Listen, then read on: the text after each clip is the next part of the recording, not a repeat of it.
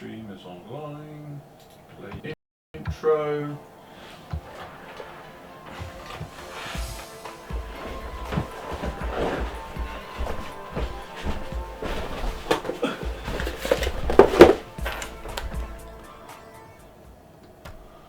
Hello and welcome to Flory Models. Here we are for the turkey shootout. Happy Thanksgiving to all our American brethren on the other side. This is all for you because luckily enough you get a couple of days off work where we don't. So everybody who's here this afternoon is actually technically on the skive, apart from you lot in America. So anyway, the whole point of this, as I've been bleating about for the last couple of days, is to literally build a model in the next 4 days. Now you can make it as complicated or as straightforward as you like right the way through. So that's the whole point of this one. I'm going to be doing this, possibly some other things as well. It just depends on how quickly we can move through this.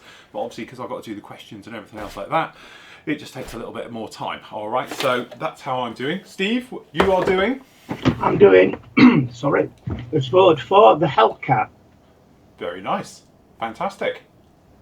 That's all good stuff. We're all okay on there. Do you want to just check the sound is okay, Steve, before we make a complete muffet, and I'll talk everybody through what's going on. So anyway, below you can see the forum. That is where we need to post this one down, guys. So obviously we've got this into the categories, turkey shoot, progress threads. Obviously some of you have started already. Naughty. We're not starting till 2 o'clock officially. This is sort of the pre-show, starting at 2, okay, and then obviously we'll end on Monday at 2. And everything else like that. So that is the plan for that one. But say we've got loads of people obviously hopefully be dropping in. A lot of you guys obviously who are working today, you can drop through in the evenings as well, because the whole point of this is not only are we doing it during the afternoon, we're going to be doing it in the evenings as well. Hans is going to drop in as well, so hopefully when he gets his sweet little cheeks out of bed, he'll be with us as well. And then obviously we'd be pushing on right the way through this. So remember, no point busting a gut, you know, if you don't complete, there's no prizes, there's no medals, really. This is just a little bit of fun at the end of the day. So if you've got any questions you want to ask us, talk about it generally, anything modelling related, we'll cover over the next technically 4 days. So as I said, apart from the mornings, because I've got to do normal work and things like that in the mornings, we'll be on with you every afternoon and evening, technically today, tomorrow, Saturday and Sunday, okay, and then Monday afternoon we'll be with you as well for the final.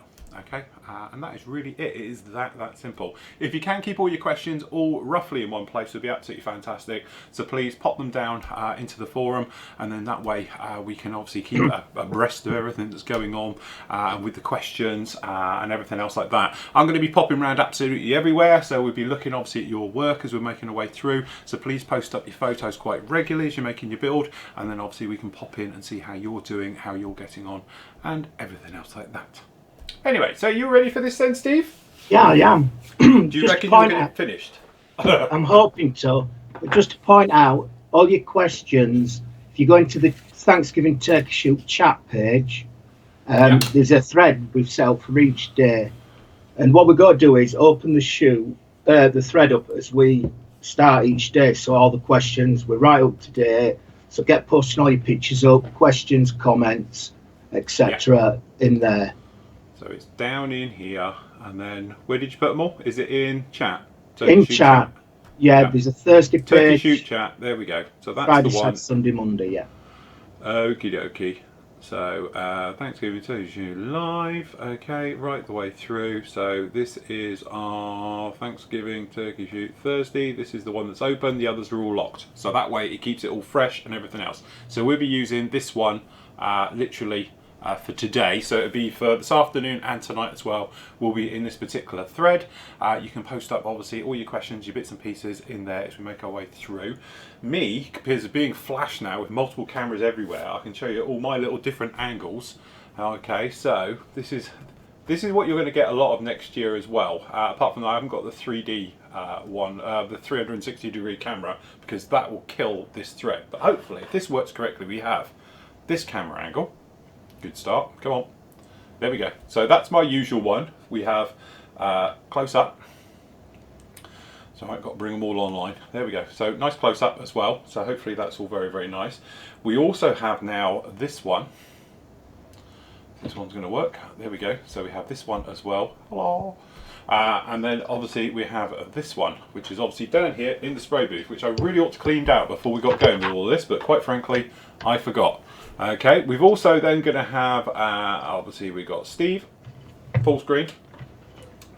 bless his little heart. Now the only thing is, when Hans joins us, we will be into three-way mode, which will look something like this, okay? But then hopefully it will work itself out and everything else like that, all right? So we should be good to go with all the little different sections. We've obviously got the forum all set up, so we can look at your work in the forum as well.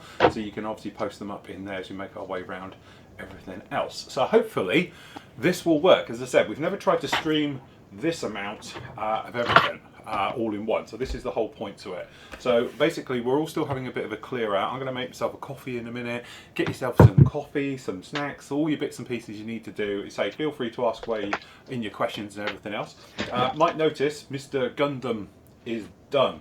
He is finished. I've literally just got to put the veins on his back, which have all been painted up and done, and everything else as well, and he's ready for weathering. So that was a bit of a rush this morning, because that's what I spent this morning doing, was getting him done and finished. So we built his weaponry, painted and done those, and literally he is all ready for weathering up next week, so that'll be nice fun. Oh look, he's playing with his camera angles. Yeah, very nice. You can see what I'm doing now. I can. Look, here we go. Let me just put it in. It's nice and clear as well. It's beautifully clear. Yeah. Do we need to zoom in a bit, or no, we should be okay? I think you're okay like that. Yeah. One of the questions that came up to me today, one of the guys, Brian, said about zooming with the camera and everything else like that. And like I explained to him, it is that thing about you don't want to really over zoom, because if you over zoom, you end up not being in the shot most of the time. That's how I run it and everything else like that. So let me just grab my phone and see who's trying to get hold of me. Probably right, Hans saying it's just got out of bed. No, actually, I don't understand why that rang. I forgot. It's, yeah, that's weird. What's that for? It just went off, yet I haven't got anything showing. That's very odd. Okay, anyway, better put it on silent. There's a clue. Okay, so yeah, that's a good angle, mate. That'll work really well. Okay, let's put it back to here and everything else. So let me just sort of somewhat organise myself. Okay, so if we just have a quick look, if we go over to here, that worked really well then, that cleared, lovely. Okay, what I need to do, hold on, if you'll just bear with me a sec, I'm just going to pull up a tab, and then that way I don't have to run between coming in and outs and everything else down in the forum. So if you're wondering where we are, we're down in here today, and we're down in here. So this is the progress ones. So we just have a look in here and see what everyone's doing. So as we can see, we've got a 172nd Airfix Hurricane on the go. Okay, and that's by JM doing that one. All right, very nice touch, nice little kit. And as I say, he's got the sprue shots up. He's going to go for the diorama. Yeah, go for it. That would be a good one. Okay, so that would be a good one to follow along with. Okay, and who else have we got? We've got a 72nd Airfix F86 Sabre, which is John is doing. Neil's going to be doing his 148th Spitfire Mark V. Very nice. We've also got Nigel's going to be doing the Trumpeter British Challenger 2. That's a nice one for this type of thing. This is one we spoke about on one of the shows I did recently, which is Michael was saying about doing the 1-to-1 airborne patch, which looked a nice little one as well. We've got the F-35B, okay, by Alan, who's doing that one. Sorry, Phil, I've just changed it. That's Panda Models who have brought that out. I didn't know they did one. Yeah, it's an old one. I don't want to like... Oh, right, you've changed it, have you? Yeah, I've just changed it to Panda Models, yeah. Why? What did it say before? It just said Turkish shoot F-35. So I just. Oh right. So everybody knows who it is. To be honest, it's the old. It's a very old kit, and yeah, the easiest way you can spot it, if you look at the top, it's got the old-fashioned doors on the top instead of the giant barn door that it has on there. Panda was supposed to be bringing out a 132nd Lightning, but I don't know if they ever did or were ever planning on doing it. So anyway, that's a nice one. We've got the Stiletto, which we saw in one of the things that Chris is doing. We've got Rob is doing the Corsair. We've got a Flak Panzer as well coming in there from Clint, very nice indeed. We've got the Italeri Mirage 2000C from Joe, very nice. 135th Jag Panther late version from Tim, very nice indeed. And we've got a 72nd F-84 Thunderjet from Malcolm. And Hans, which somebody posted on there, was saying about is he going to be able to do the links in time? Because that's very true. Because you say you've got a bag of tracks. I wouldn't like to be doing that. That's got to be a day's work, isn't it? He's going to be up all night doing this. And as we all know, he's probably watching this in bed. Hans was quite excited last night because he posted up on Facebook he was excited about this. You might not be saying that Sunday night. Might not be saying that waking up at 6 o'clock this morning.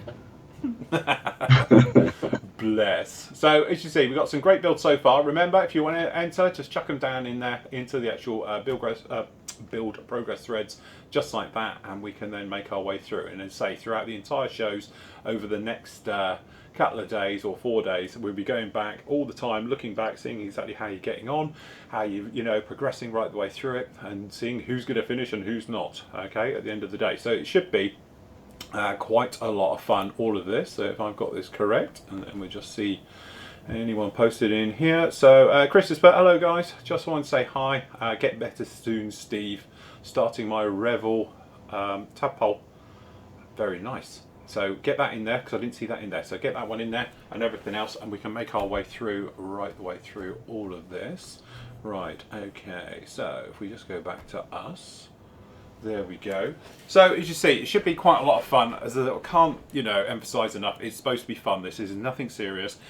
Just take your time with it, enjoy it. If you finish it, you finish it. If you don't, you don't. As I said, there's no prizes and all the rest of it that go with it. It's supposed to be just a little bit of fun for the next 4 days as we make our way through. I think I'm going to have to put some heating on in a minute because it's freezing in here for some reason.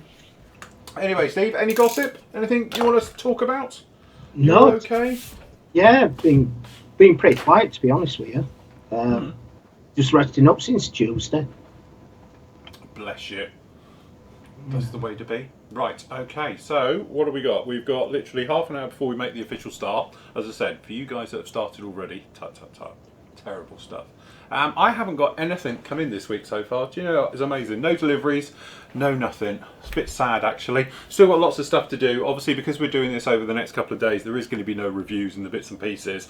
But what I might do is, if I get on well with this thing, then what I'll be doing is I'll be popping in with a couple other bits and pieces, little side projects you haven't seen so much, and I might do a bit of work on those as well. Some of you know I'm really working on the ATAT and super detailing it and things like that, so I might do a few of those in the background.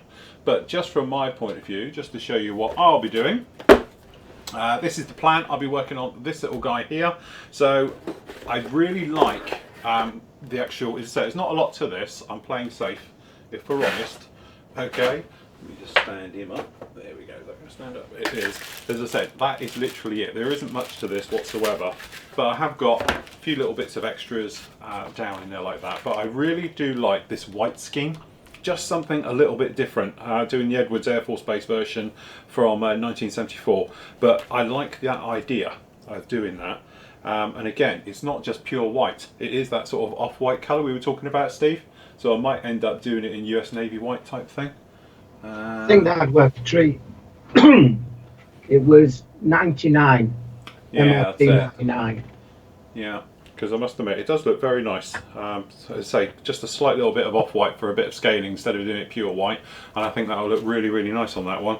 But as we said before, it's not going to be the longest build. My main trouble with this one, looking at it, is going to actually be the point of making it seamless everywhere, which I know a lot of people have asked me about recently, which is something that we've tackled quite a bit on the Gloucester Meteor, showing all the different ways of it. But you'll be able to see this one live as well as we make our way through with this one. So that is all very nice and everything else. So yes, as I say, not exactly going to be too much work, but it'll be enough, I think, for doing this all at the same time, and obviously showing with the spraying and everything else. Steve's definitely got a little bit more work than me, and Hans, well, he's really just gone for it big time. So yes, all I never even checked to see if I had the right colours. Oh right, that's going to be yeah, that'll be good. Right, it's intermediate blue. Yeah. For the middle one, white, that white colour. Where's my dark blue?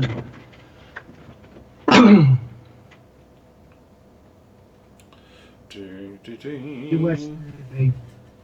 Oh, I forgot 2 of them. Oh no, they're different. What, intermediate blue? No, there's a US Navy grey blue and a US Navy blue grey. Oh right. So, don't think it's either of them anyway. Yeah, it's that dark blue. I don't know which number it is. Be a bit different. RAF, light green, salmon. Thank you for all the feedback, everybody, on the new camera. Obviously, it literally was just chuck it up just to see what it was. It's fully on automatic, haven't touched it, haven't done anything to it and all the rest of it.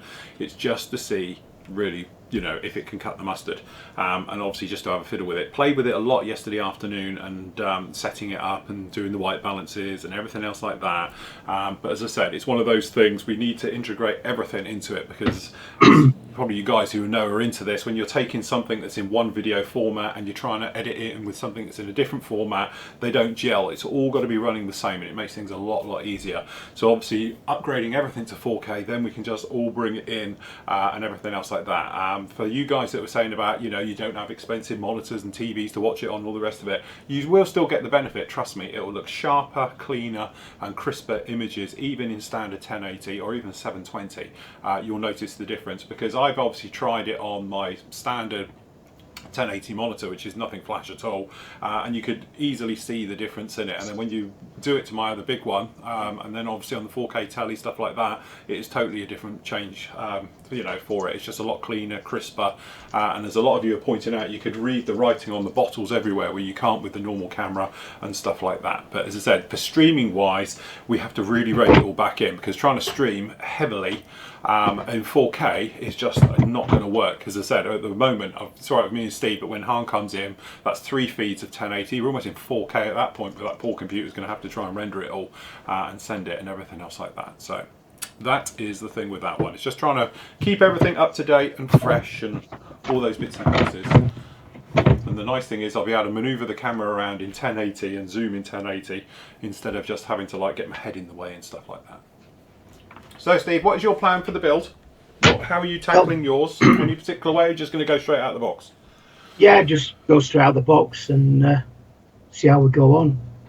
Because yours is a prototype. Does it come with the colour photo etch or anything else like that? It does, yeah. I'll just have a look.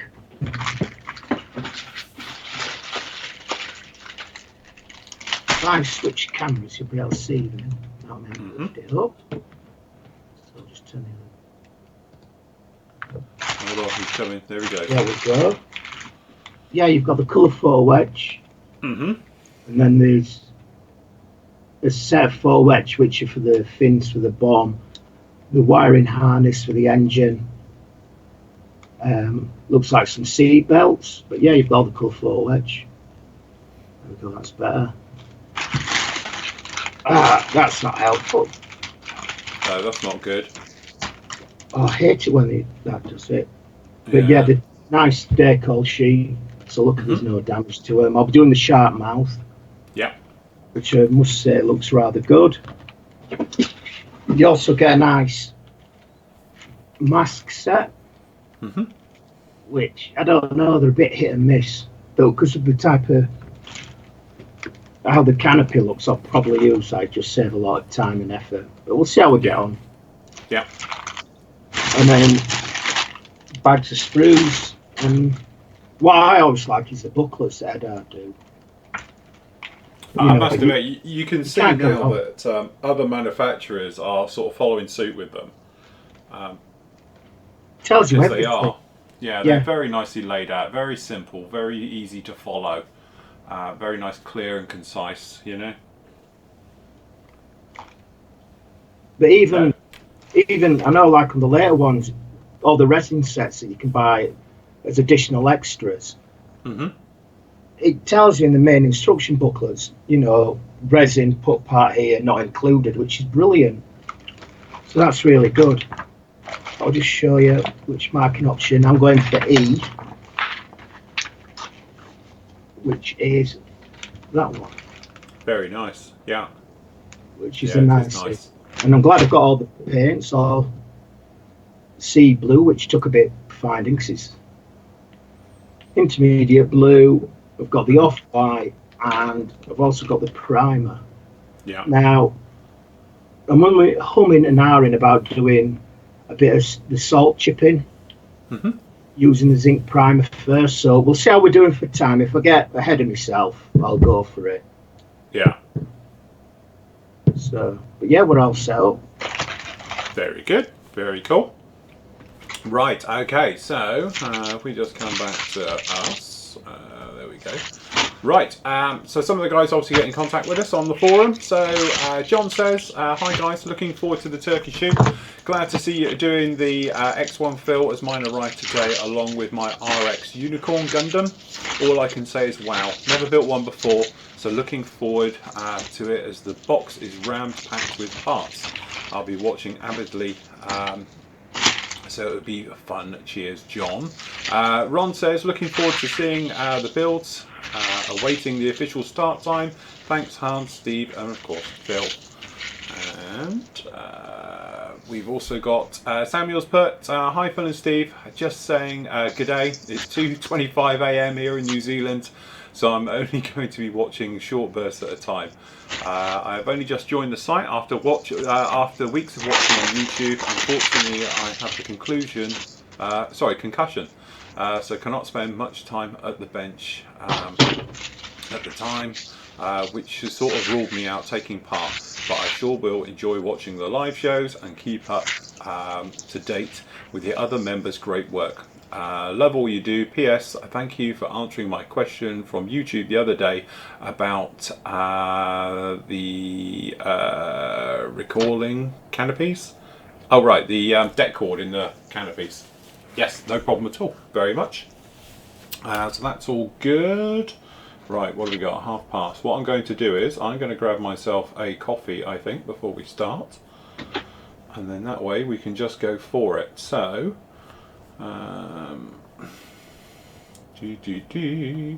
just shoot over to here. As I say, Hans is planning on coming in at around about 2 o'clock. Okay, so if we have a flick round here, and then what we'd do is, where are we? Oh, that one. Okay, so Rob's already started on his. He's very naughty. Good job that we're not enforcing rules here. So anyway, started about 9 o'clock today. Apologies, jumped the gun just a bit by about, like, you know, hours. But anyway, he's doing the Corsair. Lovely little kit. Sorry, my mouse literally, I think I need to get my extension cord out and hardwire this in. Nice work on the engine, as we can see, and the cockpit, the interior greens. And then into the wheel wells. Again, nice little touch. And as I say, stage 3 of the instructions. Call outs for the AS paint colours is always a little problem on that. It's still amazing how Tamiya always do that.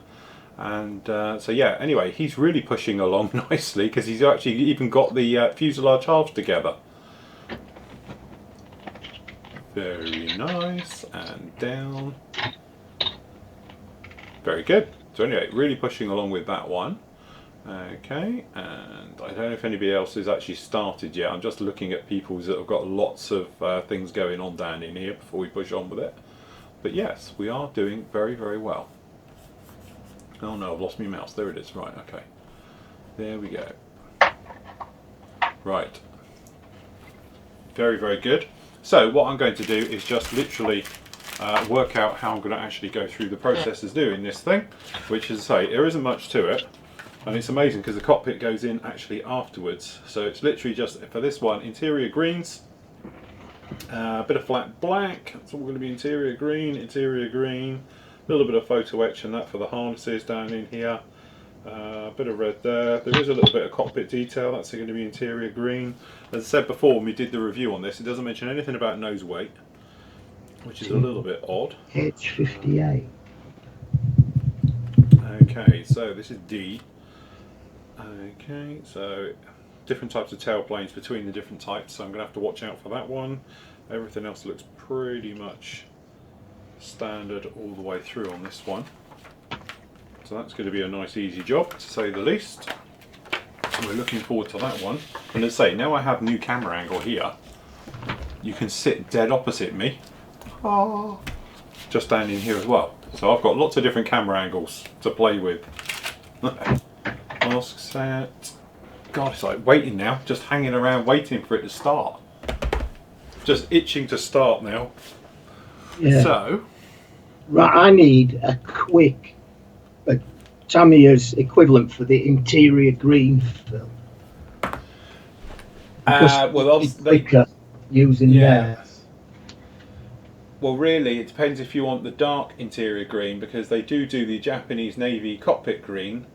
What colour's that? Semi-gloss. Which it'll be too. You need the greener one than that. Well, it's H58 is the normal. Jones is H58.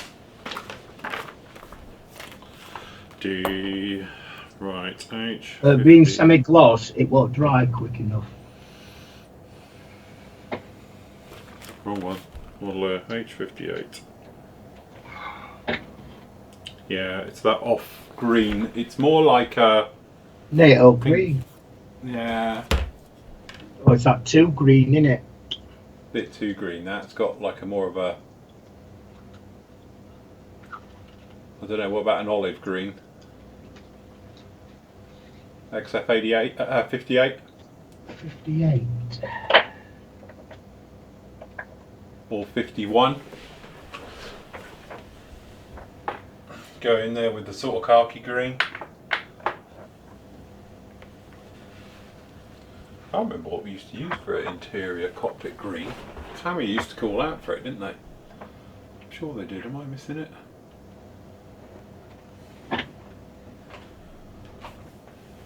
Because mine is interior green as well, that same colour. So whatever you end up doing, although I have actually, I think I've got interior green in the MRP range. I can see round corners.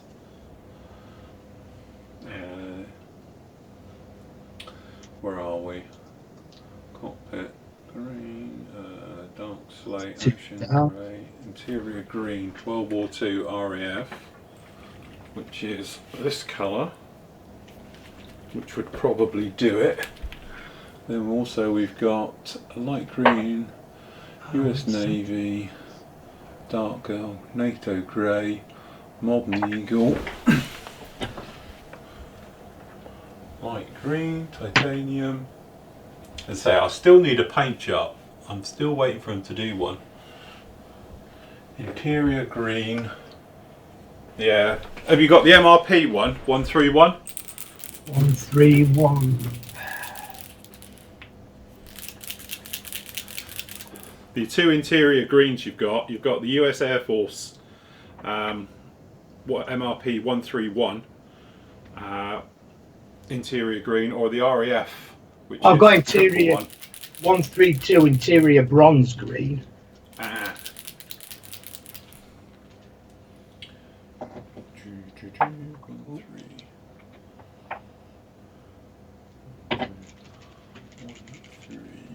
See, I haven't got that bronze green.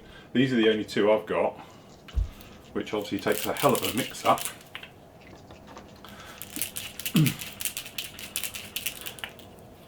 See, that's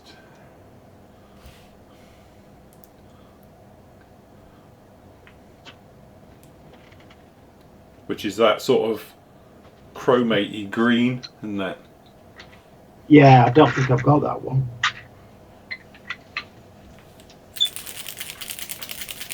So that'll be my interior colour, 111. That's what we'll be doing for that one. I'm having some of that.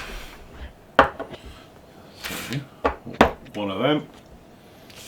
The exterior colour. I wonder if we can get away with Tamiya White. Oh, look at that, brand new bottle of Tamiya White. Nice, so we'll be needing one of them. That's my colours for all of this. It's not going to take much. They calling out for any other particular colour? Flat black. Right. Where is me blacks? Where is me blacks? I've done with half of these.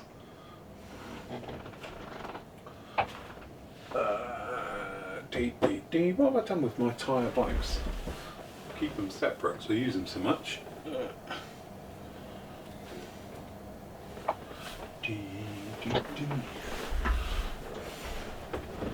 Done something with them. Hold on. Get another one out in that case.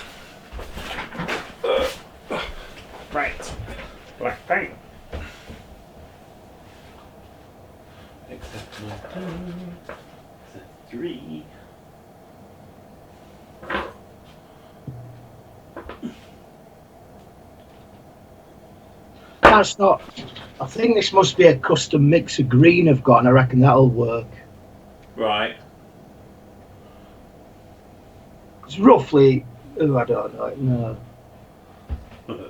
No, that's a lot bright. You know what? I have tons of black. I seem to have lost all my blacks. What have I done with them all? That's dark iron. That's not going to cut it.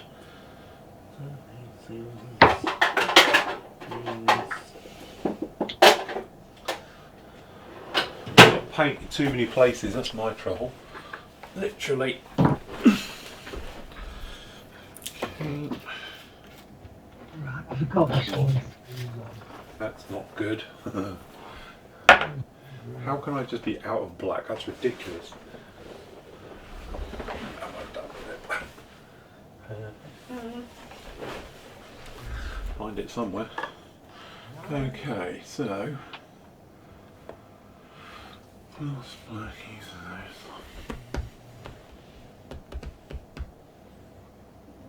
Put it down there if need be. Right, okay, so blacks, that's it. Removing the surface detail, metally colours inside the cockpit. That 2. What have we got? Quarter two. Right, okay, so. No, that's one colour I haven't got in that interior one. Oh, right. Out of all the MRP paints, I don't have that one. By the power of television, I'll put it through. If only that would work. But I've got the right one in guns, but being semi-gloss, it just wouldn't dry quick enough. Yeah, that's it. That's the problem. I can't remember what Tamio used to call out for doing interior green in Spitfires and stuff normally. It used to be, I know they do 71, didn't they, which you can get away with. Yeah, but you could do, but add a dash of green to it. I always found it too light because that's Imperial Japanese Navy interior green, isn't it? Yeah, I know there's another one, isn't there? There used to be another one. I just can't think what it was now. Or just go with something like XF58 for that type of green. 58. Maybe a bit of 58 and a bit of 71. Yeah, that's right. Mix the two. My 58's a bit gunky. That's the problem. Guns are brilliant colours, but they take too long. Yeah, that's it. Especially if you're on a speed build. Yeah, or I'd use it.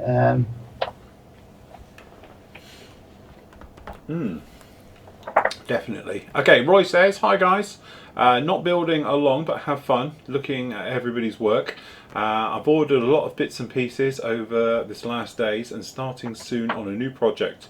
I've placed an order with Flory, but the only thing you didn't have are the pens. Now I have to write a letter with a pencil. To be honest, and some Flory wash. To be honest, we haven't done them for a while because we had a few and they weren't brilliant and I wasn't happy with them. So we're sort of, again, we're in between things at the moment. Next year, the company used to do these t-shirts, for instance, and all the rest of it, weren't happy with them, and funnily enough they went bust on us. So we've got to find another company, and before they were saying about its minimum orders of 72 per size to get them in at the right price. Yeah, okay, we can get them for like 30 quid a piece, but we order in bulk and do them. We don't just do like a short run, because that way we can pass it on to you, the discount. So we're just waiting now on next year. I will speak to the company who are, to be honest, on that industrial estate just over there, and they will send us full details of everything. And I've just had a lorry pull right up onto the drive, so wait for it. Yeah, I have a delivery. It's not me. Well, this weekend, Phil, I might be going retro with the florymodels t-shirts. I'm going for the older one. You got the old one? Crikey. I've still got the old one, yeah. Well, if you notice, one of mine had all white marks on it, didn't it, at Telford? Yeah. So I've had to get rid of that one. So I'm down to just the one. Unless we can see how many stains I can get on this one between now and Monday at 2 o'clock. Just wear the same one right the way through. It'll be fine. No problem at all. How much can you wear all the way in? Right, okay. I don't know what he's doing in the back of his lorry. I hate to think. He's parked it up, he's backed it up onto the drive. I know he's just sat there, so wait for it. God knows. Unless he's going to just leave it out there, which would be handy. If it's one of my regular ones, he does know we're on, he'll just leave it in the garage. Okie dokie, never mind. Right, okay, so... Just do a quick refresh right here.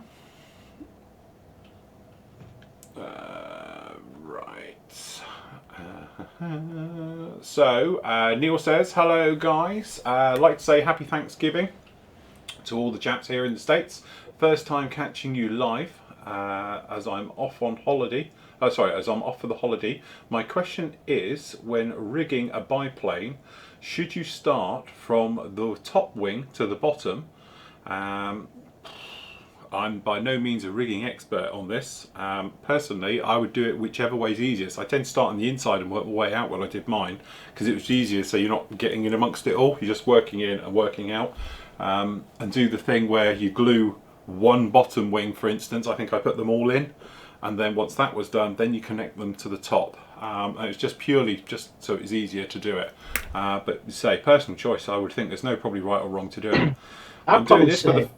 Yeah, sorry. I'd probably say it'd be easier starting at the top and gluing it at the bottom. So you're pulling it taut, gluing it at the bottom.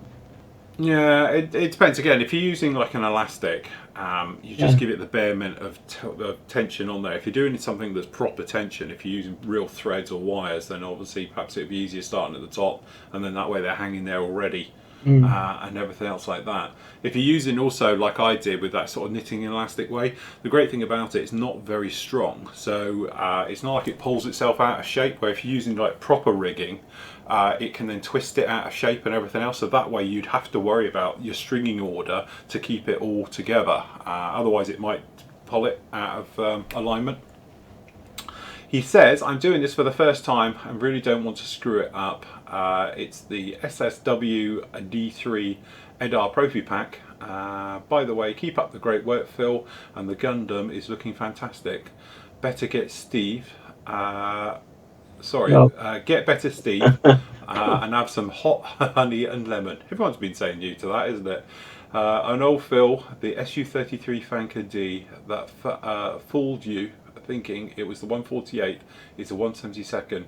Just won best jet at the best paint in a local show. Thanks for showing it in your show. No problem at all. That was a great build. It was really, really nice, that one. Brian says, hi guys, loving the idea of the turkey shootout, but have to work, I'm afraid. I can't get involved. I am, however, currently fighting my way through the Airfix Vulcan. That'd be a challenge in 4 days. XH558. And I've got an issue with the colours, not just the entire build in general then. The paint chart says dark sea grey and dark green, but Vallejo Air's dark sea grey is too dark, as is Tamiya's dark green.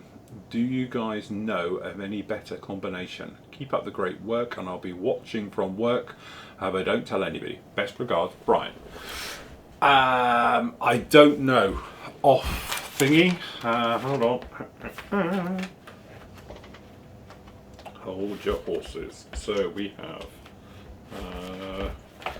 Right. So where are we? Century, Hercules, Tornado, Harriers. So it would be BS 1945 onwards. 1945 onwards, Sky Blue, 1945 present. Okay. So I'm guessing on that one it would be the what are they doing? The British Standard colours. BS. That's what we're looking for. Dark Sea Grey, TX. It depends. If you're going to go with the Vallejo route, obviously some of their greys can be a little bit iffy, to say the least. I would be guessing, from our point, is Extra dark sea grey. So it would be the BS 638 federal standard. Closest to it is 26173. Hold on, Steve. Carry on. Oh, thanks. Let's have a look. We didn't get far. Right.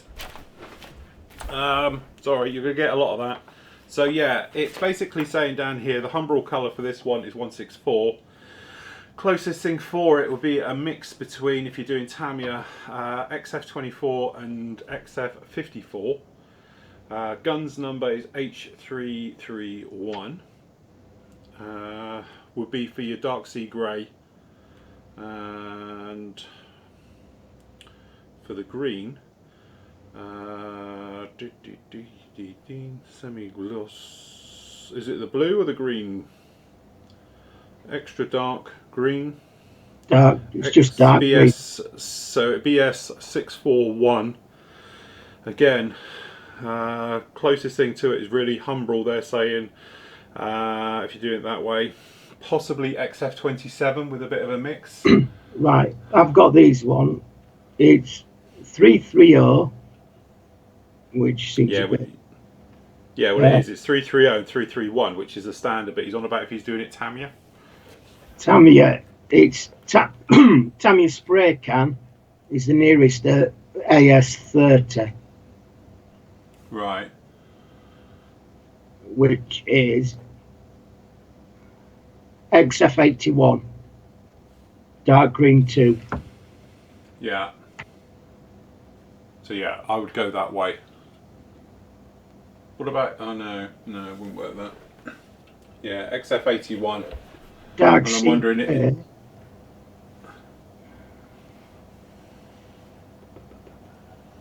Yeah, which they're saying closest to it is XF54 with a tiny bit of XF24 mixed into it, which is a very dark grey, because it's like gunship grey XF24. So yes, it's a little bit of a thing of making mixes. Personally, I'd do if you could get hold of the guns route and go 331, 330. That's probably would be my route if you were going down the acrylics route for it. Or if you wanted to use the extra acrylics, XF4 and X1, sorry, X4 and X1, beyond that one. As I say, I'm not too up on those ones. Yeah. As I say, mine are a little bit off. So yes. Pass. Unless anyone can think of a better one, please post up and let us know. Or you could go for the faded paint look. And don't forget paint, well, it does fade, so go for an older looking camo scheme, and you can get away with being in the rough ballpark area. As long as I'd use a Tamiya 81, and maybe, like you said, that XF 50 something, maybe use that with a dab of black in there just to darken it slightly. Yeah, pull it off. Yeah, it'd be good. As I say, they're tricky colours, all the RAF ones. Back in the day, I remember when, if you wanted to do anything specifically good colours RAF, you had to go down the extra acrylics route. I think that's why I bought them, because they've got it pretty much spot on, and then, you know, away you go. But the trouble is with spraying them, they can be a bit nasty, because they just tend to spit and clog and everything else, and things like that. So sorry, can't be too much more help on that one, Brian. John says, hi Steve, use XF5 as the base for the interior green. Isn't that a bit too green? I would have thought. I don't know, actually. I don't know, maybe. Lighten No, up it's a little not. bit. Yeah, I reckon that's lighten that up. It's got to be a better match, I think. Yeah, we'll play with that. Or NATO green as well.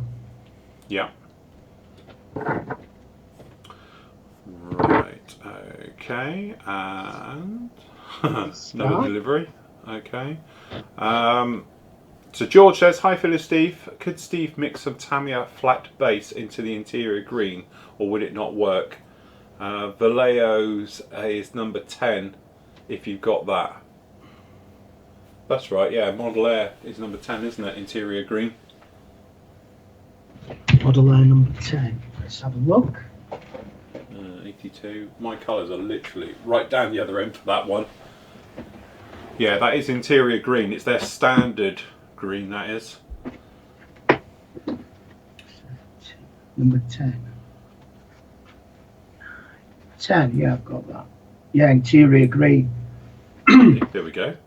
There we go. Or the other one, Tim Townsend is saying, Steve, try XF67 NATO green. It's the closest that I can see for US interior green, although you might want to add a couple of drops of yellow. Good point. And Nigel says, hi guys, looking forward to this, brilliant idea. Can I use a generic pre-built display to show my final reveal, or does the base have to be made during the build? I hope this all goes well, and maybe some more can be done in the future. Phil, doorbell ring. I know, you're going to get a lot of that over the next couple of days. Welcome to my world. Yes, you can use another base. If you've already done a base, you can just put your completed model onto it. That's fine. I don't have a problem with that. You, Steve? As I said, very relaxed, this one. It's literally anything goes, which is all good. Right, look, I've got 2 more minutes. I'm itching to get going. Don't like sitting here doing nothing. Oh, look. HP is here. Morning, Phil. I'm online and ready to join. Skype is running and should show me as available. Right, should we allow him in then? Yeah, I'll just nip to the boys' room and then get started. And I'll let you talk to Hans. Okay. Right, okay. Okay, I like the way there's 173 people watching this. Oh, brilliant. Shame Hans is out, could just go and hide, Phil, and just show an empty chair. Well, that's the thing, isn't it? Where is Hans? He's not showing on my thing. Oh, he's on mine. Can you add him in?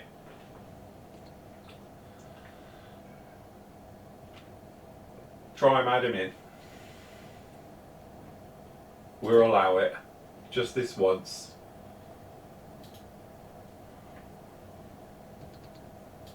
Why can't add to group call? It should be calling him. Here he goes, he's coming. Come on, Hans, pick up.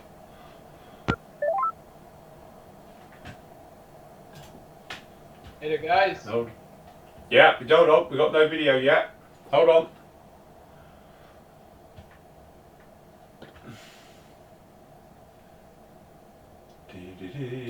Oh, well. Group call. Hold on. Get rid of that. I'll get rid of that. Right, hold on, Hans. We just haven't got any video from you. For some reason, you're not showing on mine. Have you changed your name again? Nope. On the Skype thing, I haven't got you in my list. Really? So, yeah, and we need to get you in somehow.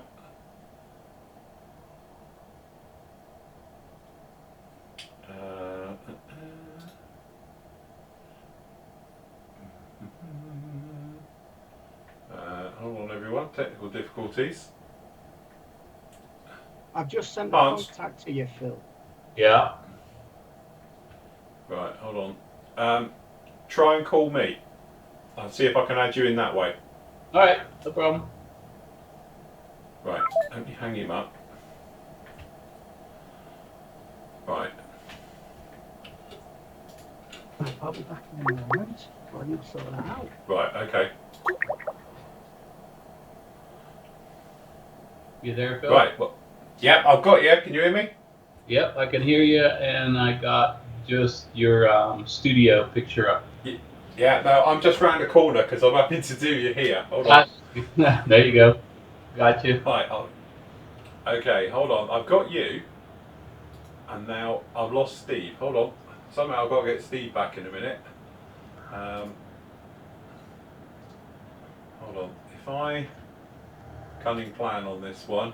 Hold on. Resume call. Call failed.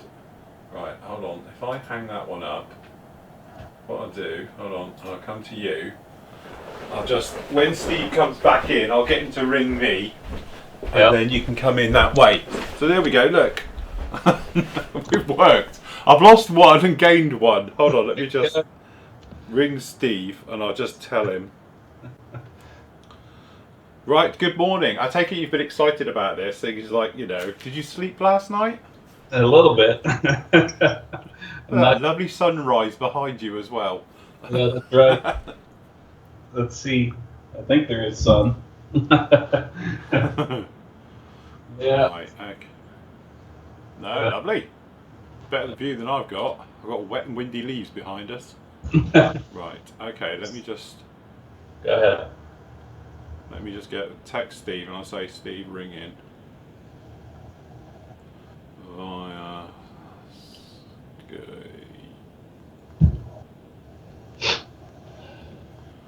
I'll try and get Steve in on this as well. So there we go. So you've got a mammoth project in front of you. Trying to do all that, haven't you? Yeah, there we go. Something. Hold on. If this has worked, hold on. If I've done this correct, I should be able to get you full screen as well. There we go. See, look, now we're working. Look at that. Fantastic. And you reckon you get all the tracks done in time? That you're not going to sleep at all? I just thought about that. Yeah, they're pretty tricky, actually. Yeah, there's a lot of them as well. Yeah. Yeah, definitely. Something to do while I'm falling asleep after eating turkey.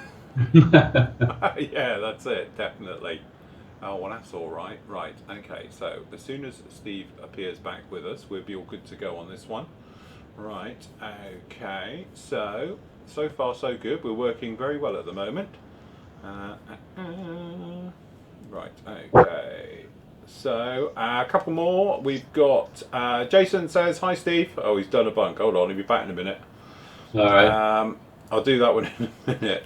With the Hellcat on the go at the minute. Calls out for Gunsy C27, but I thought it was meant to be a lot greener than that. I opted for XF3 mixed with XF5. Looks about right on the pics of the cockpit. Right, I'll tell him that in a minute when he comes back. Simon says, hi all, I've been trying to upload some pics via PhotoBucket, but doesn't seem to work. Doesn't highlight the OK button to upload it. Would be very, any help be very welcome. We have got through walkthroughs, literally all about it.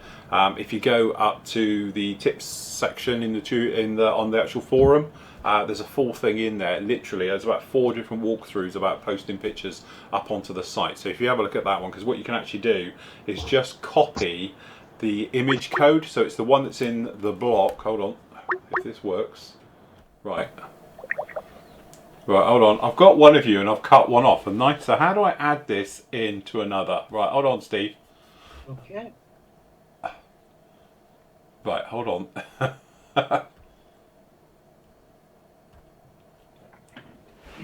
Hold on 1 second. Trying to do this from too far away. Okay, resume call.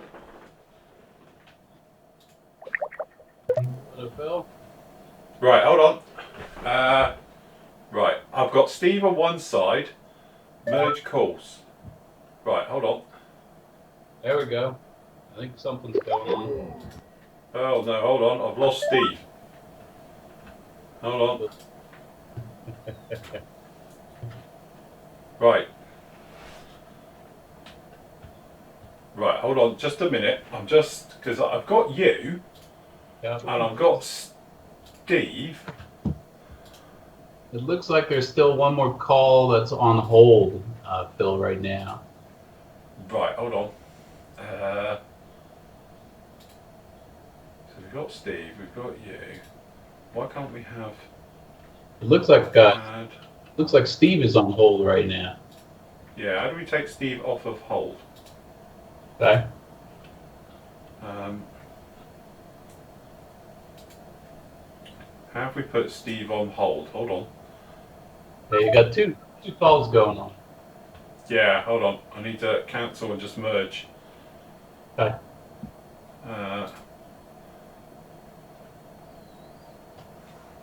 Right, hold on 1 sec. Right, okay, so we want to do that. Right, hold on. We're going to get the hang of this in a minute. Amateur to hour. I know. Sorry. Right. Okay. We want to add people to this call, and we want to add Hans to call.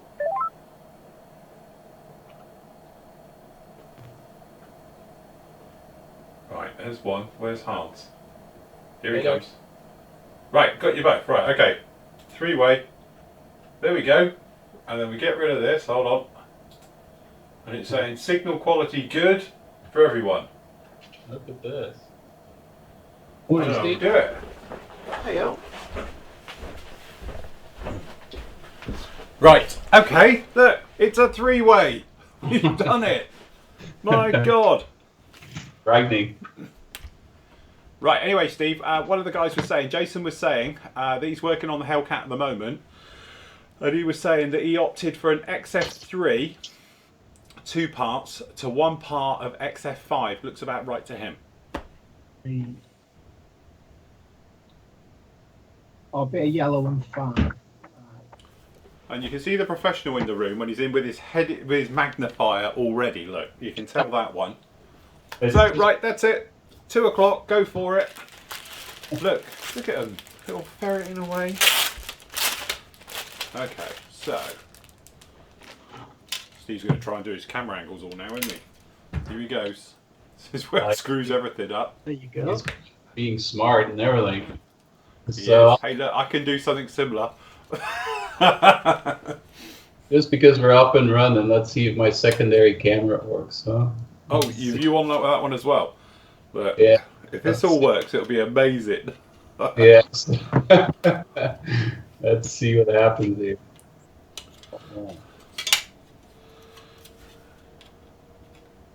Switch. Alright, look at that. Well done, I've still got you on the other one. Oh, really? Might take a second. Yeah, it might take a while to cut in. Still waiting. No, Yeah, still the other one. it doesn't look like it comes on. The other day it was working. Interesting. Ah. Okay, we want number 5 or 7. Here it comes. Ah, look at that! Wow, I'm impressed. How long did that take? Well, at least it's working. Don't knock it. Don't knock it. Yeah, but no offence. What do you do for a living, Hans? What field do you work in? I have a lot of smart people working for me, Steve. You don't understand. Yeah. Yeah, you can just tell them what to do. There you go. I'll tell you what I love about these limited run kits is the way that, I don't know if you guys know this or not, but when you do the limited run kits, they don't actually have the numbers on the sprues. So it's not like you'd normally go along and look at the part, and then also you get a little tab next to it that says it's number 5, number 6. They don't have it. So what you have to do is refer back to the instructions down here, and that will tell you what it is. So I need the tail planes for this one. I'm just going to get all the parts prepped of like number 7 and 8, 5 and 6. So the only way I can actually know it is to look at this down here and then look at the part. So for this particular one we need which ones do we want for the tails, so we can get them out of the way. We're doing number D, so we want 5 and number 5. So that'll be the ones without the little fins on. Okay, fair enough, we can do that. But don't forget, Phil, your kit's only got about 20 parts. So. Yeah.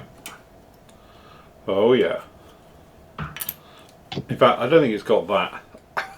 Oh, that's good stuff. It's not what you've got, as we know, but how you mess it up.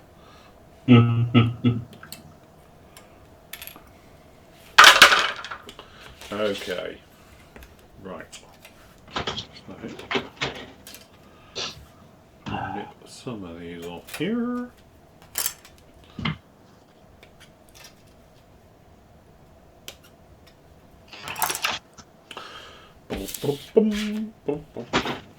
Right, okay.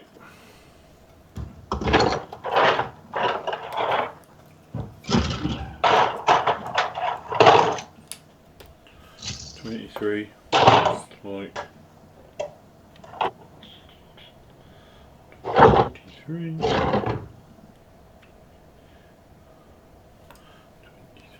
This guy here. Mine's about the same size as yours anyway, Steve. It's got to be about the same size as a Hellcat, isn't it? I don't know, to be honest. Can't be much at it.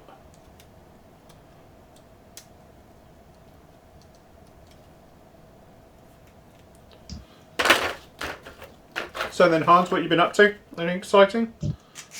No, not too much. Just doing quite a bit of work just to get these couple of days off, more than anything. Always pretty much pay the price up front. Right? But it's all just been working on a Sherman 35th scale tank with a Berlinden.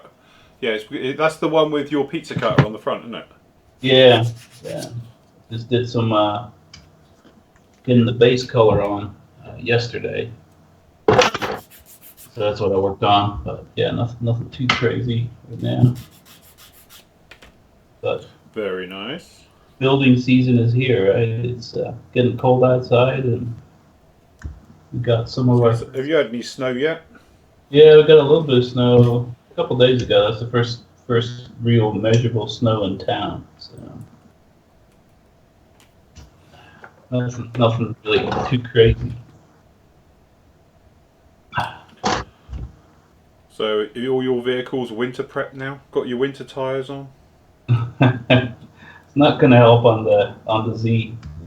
I was going to say, do you like put big chunky ones on that? No. Just becomes a big snowplow. So it just sits in the ground. That's it. It's winterized. How's that? It's got a nice cover over it. Yeah, I was going to say, it's wearing a fur jacket, is it? Yeah. Sits in the garage right now, and most likely it's not going to be driven a whole lot anymore. Just trying to switch over to four-wheel drive. Yeah. But yeah, not too bad. The weather's been really, really nice, actually. But very dry. Let's see if I got all my parts here. Seems like I got 2, 3. 50.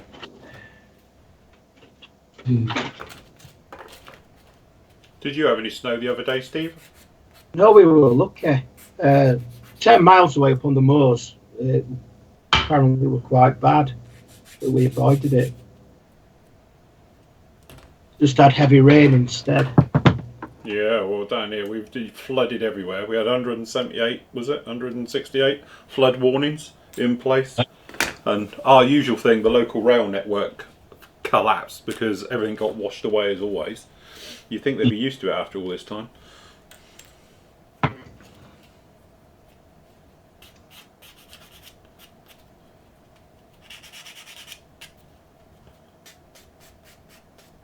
We have quite a few guys joining in this fun.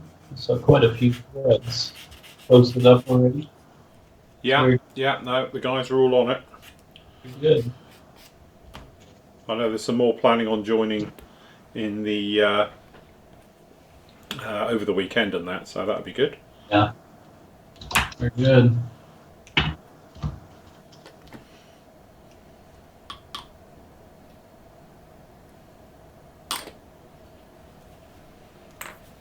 What are we building, Phil? I didn't even ask. What are you working on?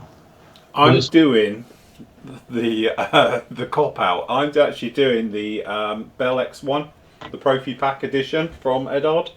All right. But in my defence, it is a limited run kit. Okay, I'll give you a break. I'll give you a break on that one. Steve is up for a real challenge with that one. Yeah, he is. Yeah, well, I thought because I have to do the sort of question bits and all the rest of it, I thought there's no way I'd ever be able to complete a normal kit. So I thought, right, okay, well, I'll do something I know I can finish. Very true. So, I have to say, it's going together quite well, actually. I'm impressed. Well, I'll be done by tonight. You'll have to start something else. Yeah, that's it. Well, I did say at the beginning of the show, I have got a couple of little projects on the go at the moment, so I can carry on with those if needed. All right. So, not a problem. Right, okay. Okie dokie. Oh! I don't know why. My thing's changed now. I always used to drop to the bottom question, the last question. Now it's the other way. It's working it differently. It's going to the top. Okay. So, Mark says, hi guys. We'd love to take part, but back to work tomorrow on an 11-hour shift. And in on the Sunday. Good luck, Mark. That's right, Mark. Do something in between. When you're not sleeping. You can do that. Malcolm says, hi guys. Gotcha. On the telly. Oh, I see what you mean. Got you on the telly while the kids are at school and the wife is working from home, so I can have an audience of 2 here. Thank you. Good luck to everyone on the group build. I'm planning on starting a build with Penny on Saturday when we have time together. It's the tiny SR71 Easy Kit. Looking forward to joining. Phil, are you going to watch the F1 at the weekend whilst you build? I probably will, to be honest, because as you know, I'm a bit of an F1 fan, and seeing as this one's literally gone down to the wire, I'm going to have it on in the background. Mind you, it's on really early, isn't it? So I was just thinking it's in Abu Dhabi, so we won't be on air till the afternoon, so I can watch it. So it'll be alright. I'll get up extra early and watch it. And Phil says, in all this discussion about US Air Force interior green, I've been there. MRP paints and their names are bless, really. MRP paints and their names are blessed, really. Okay, enjoy and happy things. The thing is, this MRP one actually looks really nice. It seems to have that real, you know, right. It's almost like a chromate green. It's a really nice one as well. So I like that one. Mark says, looks a nice view from your window, Hans, which it did. All right. Sun coming up. Yeah. Well, now you live on top of a mountain. Yeah. Has your snake problem gone now? Now it's got cold, have they all gone away now? Or are they all taking residence in your house? No, they're all hibernating right now. They'll be back in spring. Yeah, when they all wake up. Yeah. If you don't know, Hansi's house is built on top of a snake farm. He's the only person I know who goes to his garage and then finds a rattlesnake in it. Yeah, nice. Or a big bull snake underneath your patio furniture. Yeah, that's it. But then it's nice to have pets. That's right. At least you won't have a rodent problem. That's for sure. I haven't seen a rat yet. No, I'm not surprised. Yeah, be crazy. We won't see those guys until probably April or so again. Yeah. But once we get something to look forward to, isn't it? Yeah, once we get some more yard work done, they'll probably stay away. Right now, it's too attractive to get close to the house, nice and warm. Yeah. Yeah. But you get good views, though. Mm. You know? No, I must admit, no, it's a stunning place. Very nice indeed. Adam says, hi guys, happy Thanksgiving to all our American friends. This will be literally my ultimate day. Model making, Flory live on the iPad and NFL on the TV all evening. As soon as I'm home from work, I'll be starting work on the Revel MQ9 Reaper. I hope to have it finished by Sunday, but we'll see. Good luck to everyone and their builds. Thank you, Adam. All right, thanks. John says, hi Phil, I posted some stuff about the Vulcan paint in the wrong thread. If you can find it, you might be helpful to the Vulcan guys. Cheers. Guys, just literally, if you ever want to find anything quickly, just scroll down a little bit more. I don't know if you can see this on your screens, but you've got the blue section down here. and any new post will appear literally down in here. So I'm just trying to find his thread without clicking on it. But it will appear down in there, or just go to the very top, and then up here just go on the latest topics, and you'll find anything you need like that. Okay. Mark says family time on Sunday. Phil might be off to the Imperial War Museum. Very nice. Do you know what? I haven't been there in absolute years. Oh yeah. Thanks. You've been down there, Steve? No, I haven't. No. No, I can We've got one honestly say near that. us as well in Manchester, Imperial War Museum, but I've never been there either. No. Perhaps we'll have to have a Flory's trip. Yeah. We'll all meet up at these different things. Well, they have a lot of exhibitions at the one in Manchester. For example, they'll have one by war photographers. Yeah. They'll post pictures that haven't been released before, but it's quite good actually. Yeah, sounds good. Very cool. Right, how does that sit then? So that's going to sit just up on the edge.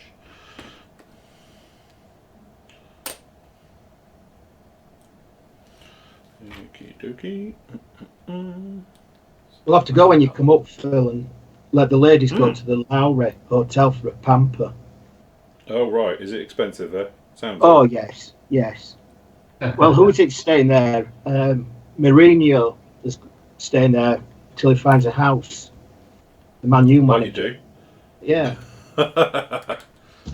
Yeah, it's very expensive. It's all around Salford Docks where the BBC moved to, All right.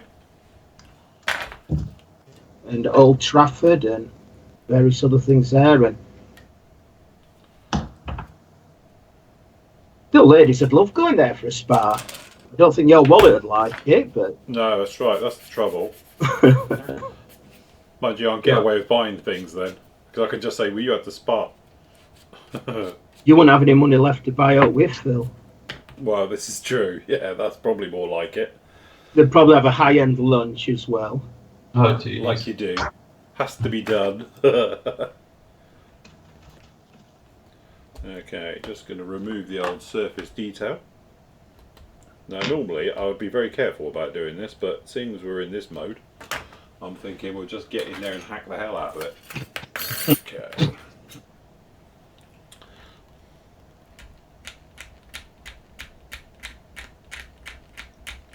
I've come to the conclusion these scrapers work better with certain plastics. Yeah, they do. I can imagine. Like, because I've been using it for doing the Gundam build, and it just slices effortlessly through and leaves no mark or trace that it's ever been there. But this one, on normal styrene, because it's a bit softer, it tends to scratch more and dig in. Call yourself your PVA clue. Steady. Remember, I only had one cup of coffee, you guys. So. Right, okay, so we just send that off.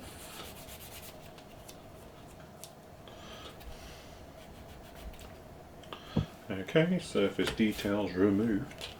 Okay, back this little guy up. What I'll do, guys, I'll move around the camera angle, so at home, if you've got a preferred camera angle you like to watch more on, shout, and I'll leave it on that one. So, the only trouble is, the more cameras you have, the more you sport for choice. Yeah, very true. Speaking of cameras, your new camera is very good, Phil. It's pretty awesome. Very cool. Well, you know, the thing is that, to be honest, it's what's running right ahead of me at the moment, but it's in a real low state. It's only in 720 to do this type of work. But, you know, when it is cranked up to maximum, you certainly notice the difference. And like I said, is that there's another version of last night's show up on the site now. And that's the real true 4K one. Because you can watch it in 4K as well, where the other one it was like 1080, you know, squashed. but you still get the good features out of it all, you know. I see what I'm doing a bit better now while I'm working this photo edge.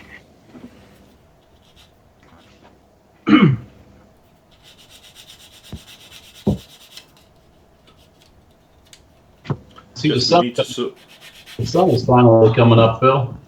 Yeah. Beautiful.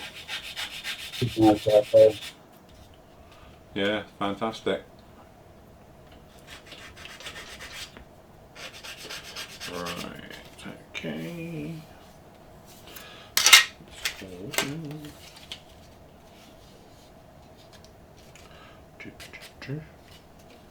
And 2.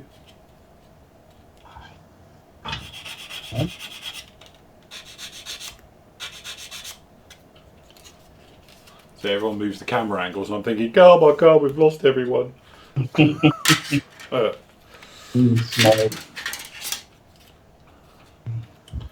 Okay, so this little guy is going to fit in here somehow.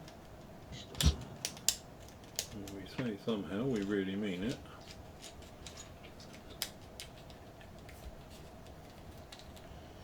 So I'm going to guess we're just going to go in here.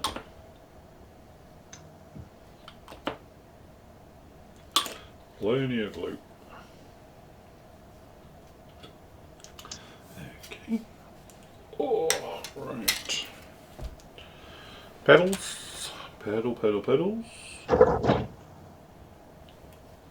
Little pedals. Okay.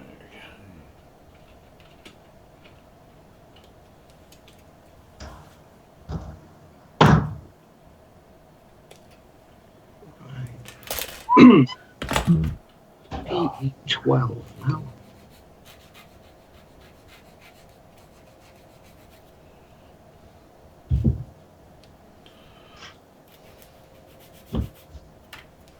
Okie dokie.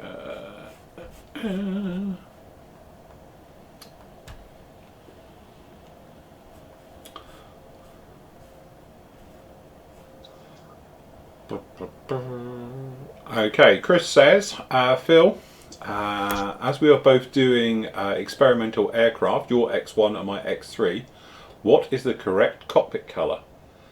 Is it the same for both types? Dark grey comes to mind, but not sure. Chris, mine is being given out as interior green. That's actually what it is saying. So I was actually planning on using this stuff, or that stuff, which is the MRP stuff, and this stuff actually is a really nice interior green. Probably the best one I've seen straight out of the bottle. It looks pretty spot on to me, but as you're saying, is it the right colour? Edar do tend to be pretty accurate with their colour callouts. They're giving it basically as pretty much interior green the entire aircraft internally, and then picking out various areas for blacks, and obviously leather colours for flat blacks and things like that. So that's what I'm planning on going with, unless you know different, of course, or if somebody does know different, shout now. Preferably before I do close it up, would be a help, and we'll go for it like that. Your one's a lot later though, isn't it? The X3 came along, I think, quite a few years after the X1, so they might have probably changed it to the more grey interior. Because when they use the dark grey, isn't it XF 53? Well, 54, sorry. Wasn't that the standard US colour internally when they switched to the grey? Because over in the UK, we went black. All our internals were black for all the UK stuff. Where the American stuff, you went down the grey route, and then we followed suit afterwards and went down the grey route as well. Andy says, hi guys, good luck with your builds. Joining in with this, I have today off and only got half day tomorrow. Apparently I've had too many. Happy Thanksgiving to our American friends. Question to Phil, for my Meet the Metal build, what rescriber would you recommend for a 1/72nd scale model?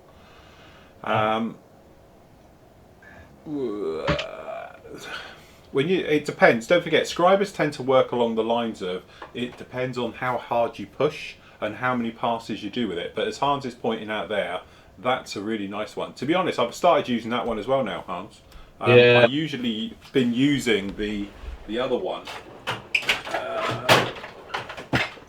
The larger version or the Yeah, the which is in my world is the one that Hans is showing you is this. This is the hooked one.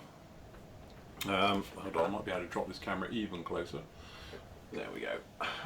Is that one, which is the 001, which is Hans. But I tend to be. I always used to use this one below it, which is the O2.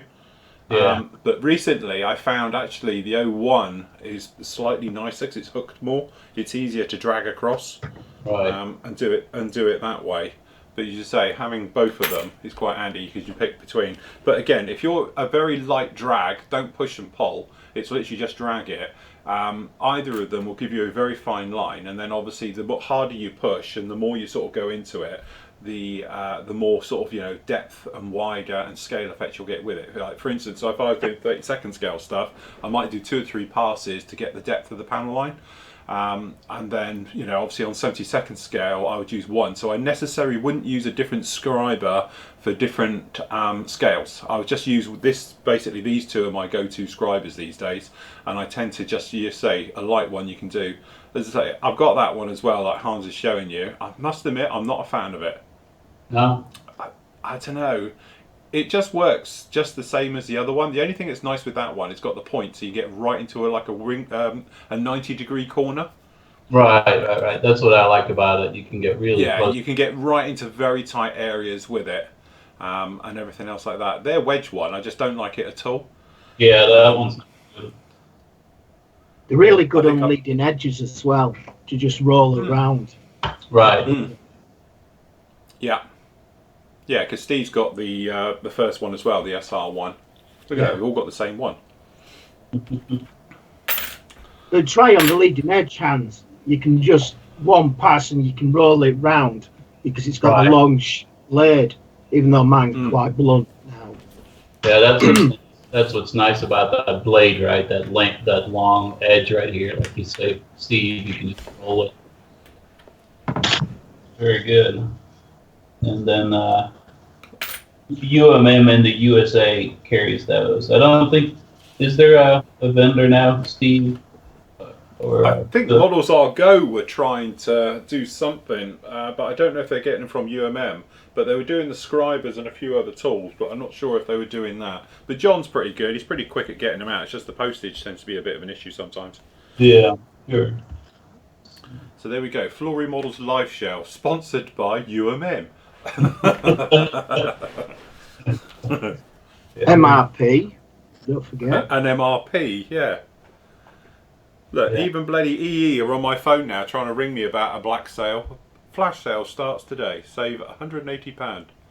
Super fast. It's funny, isn't it? My emails this morning, I woke up and I was like, oh my God, I've got loads of emails and all the rest of it. And, sure enough, it's literally all of it wasn't work related. It was all black sale stuff.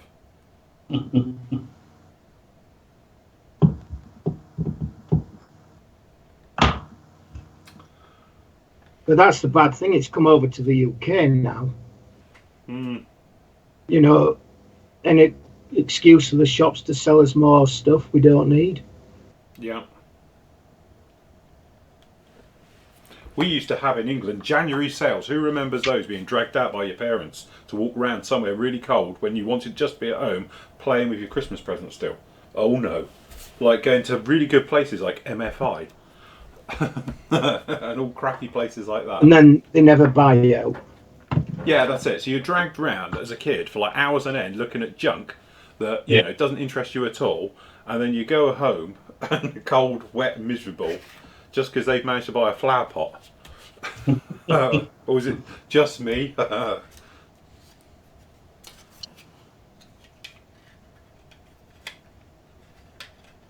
Right, how is this thing going to go together? It's not. Okay, so I need to take out some ejector pins. Let's take this guy out. I'll just give that.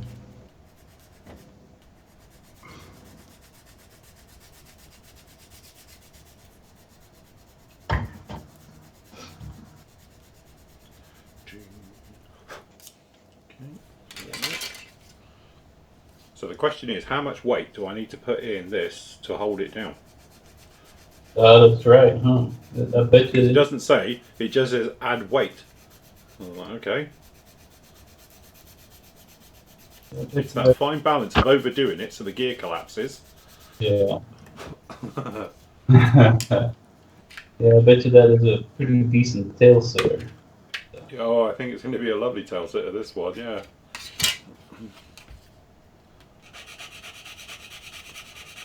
Right, okay, so that was Andy.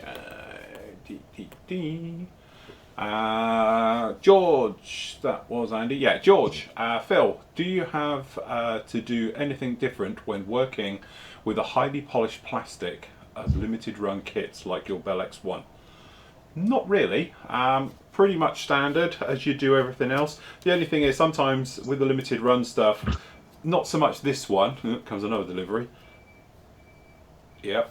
And the thing is that you just, when you're going to prime it, before you prime it, I would always give this one definitely a wipe over with basically like airbrush cleaner, or if you have got things like plastic prep and stuff like that, because it will just help the paint adhere to it a little bit better.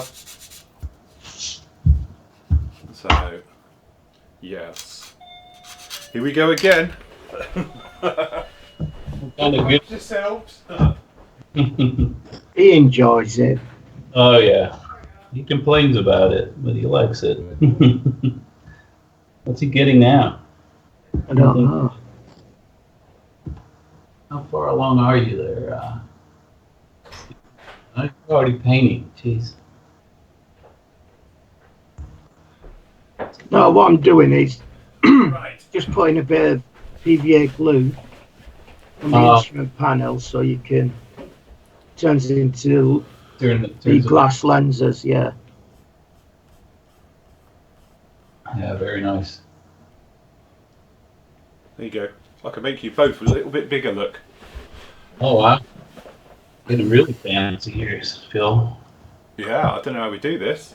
Don't The amazing thing is that I'm not going to jinx it by saying it, but we have. Stop it. We've got 260 people watching, and we've got the signal strength is saying excellent quality, which is amazing, and the computer is only actually running at 27% doing all of this. So between it all, I'm amazed it's all working really, and it's all good. Yeah. So, be interested Just to see the demographic. effort. Yeah, probably. But it'd be interesting to see the demographic afterwards. There's like how many were British watching, how many were American, and all the rest of it. Because all the Americans are up very early.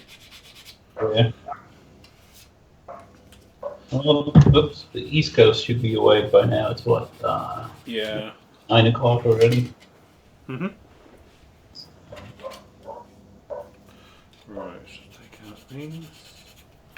Right. 6. D.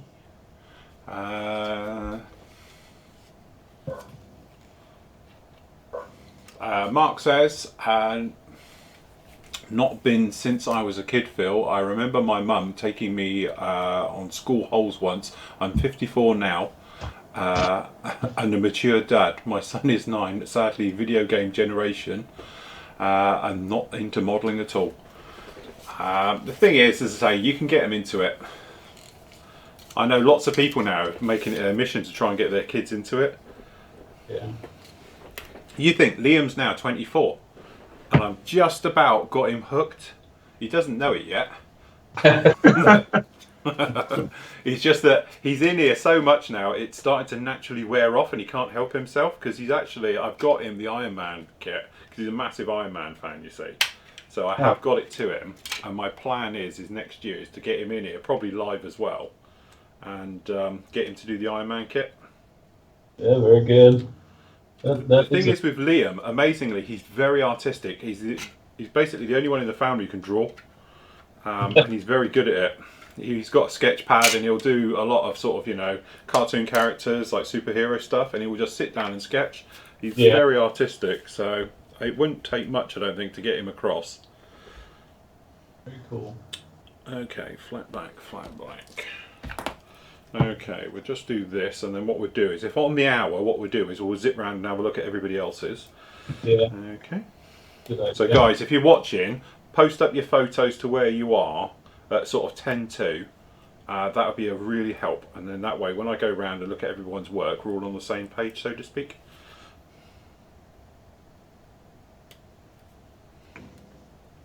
Okay, so that's all of those. Okay, so those that we're going to put in afterwards. Right, I suppose we can glue this little guy together.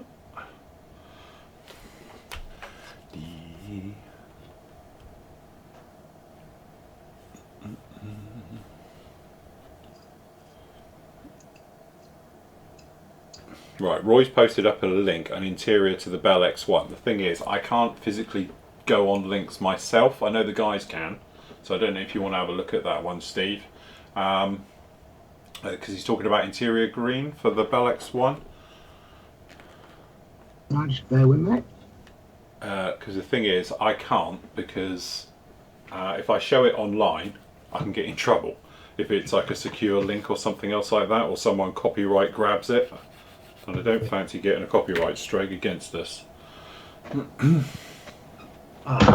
Where is it posted, Phil? It's just in the chat one for that we're doing for the show, the Turkey Shootout chat thing. It's just that one of the guys has posted up a giant link and all the rest of it. It's like link for the interior Bell X1. And because I've got 3 screens running and everything's got something different on it, I can't physically go off and have a look. That's the only thing. It's stuck. I'll pull it up. Chat. Good grief, that's a good link. It is a long one, isn't it? Yeah, it's quite a dark green. There's a lot of black as well. Let's see. Majority of it seems black, actually. There's a bit of green. You know what that is? That's that bronze green that they put in the P47s. There you go. Oh, right, okay. So it's nothing like the green I was planning on then, of interior green. It's a P47 bronze green color. Right. What would be good?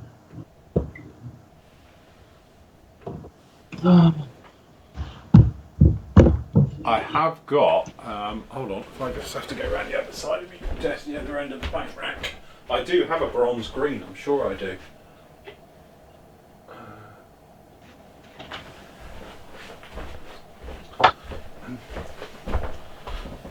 I have actually got the Gun Sanyo bronze green. Yeah, this one, Phil? Buffable. Yeah. Oh, what number's that one, mate? Let's see, 78. 78. 78. No, don't have that. There's a gap in my range there. Sorry. But yeah, I have got the Gun Sanyo one though, bronze green. Yeah, that'd be good. Let's see. Oh, is it? Which one is it? What number is it? This is the Guns metal colour ones, 216. Yeah, 216. 216. That's the one that's what I'm missing, of course. Between us all, we're doing all right at this, aren't we? If we can amalgamate all our paint things, we'll be fine. Well, say Tamiya X27's a good bronze green for British military stuff. That could be in the rough area. If you look at it, yep, that would be a good one, Steve. Black green X27. Yeah, I got that. Right, we'll go with that. Scrap that. Okay, that one goes. 131 goes, and we're now replacing it. And if I wanted to give it a slightly metal sheen, I suppose I could mix a tiny bit of 216 with it as well. Yeah, definitely. For that bronzy look. Okay. Right, thank you, Chris and Roy. Brilliant.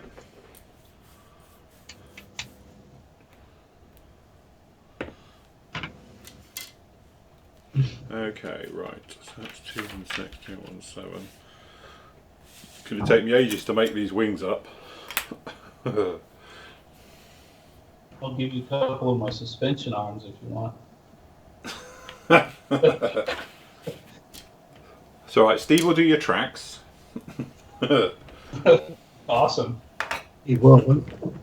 I have a sneaky suspicion that's what I'll be doing tonight in front of. Yeah.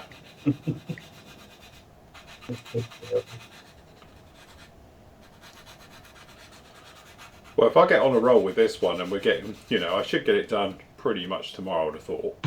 At this rate, we should be good. So what I'll do is I'll start on the next project. I'll get another one out if we're on that type of roll. Just to show off.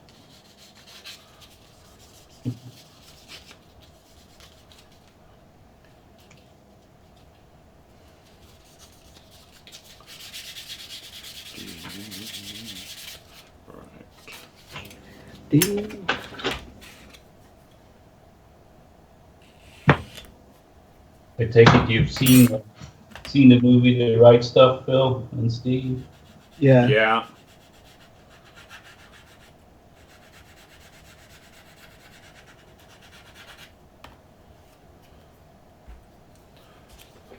Funny enough, I've got Chuck Yeager as my friend on Facebook. Have him take a look at your. Yeah, don't tell him I'm doing it because he's quite outspoken. He's like, yeah, it's nothing like it. Oh, shit. He is quite outspoken.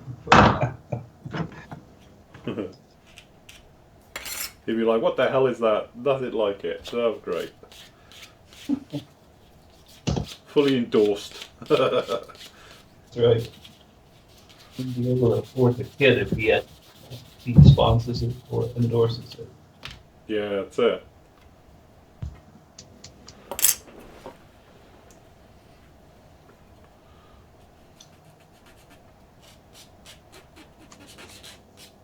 The flash on these little suspension arms. Got quite a bit, have you? Just enough to make it Awkward. Yeah. Just so small.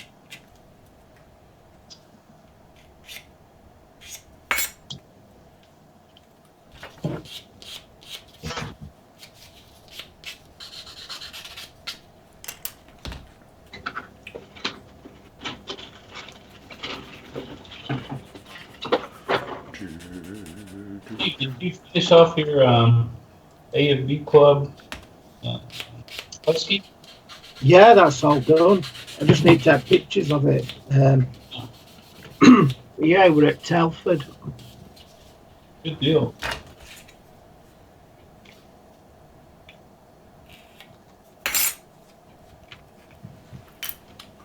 Okay.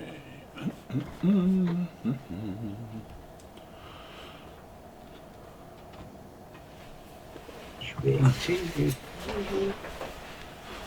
Adventure.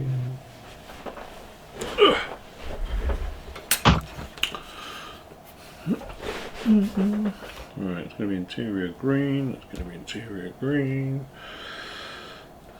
It's going to be on the back end. It's going to be black, black, black.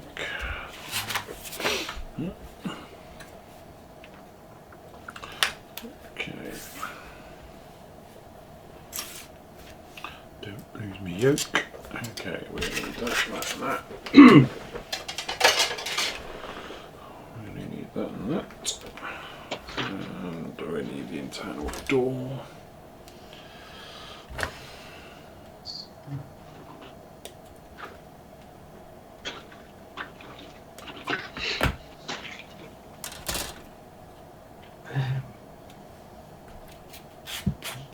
Yeah, 3 and 4. 3 and 4. That's it.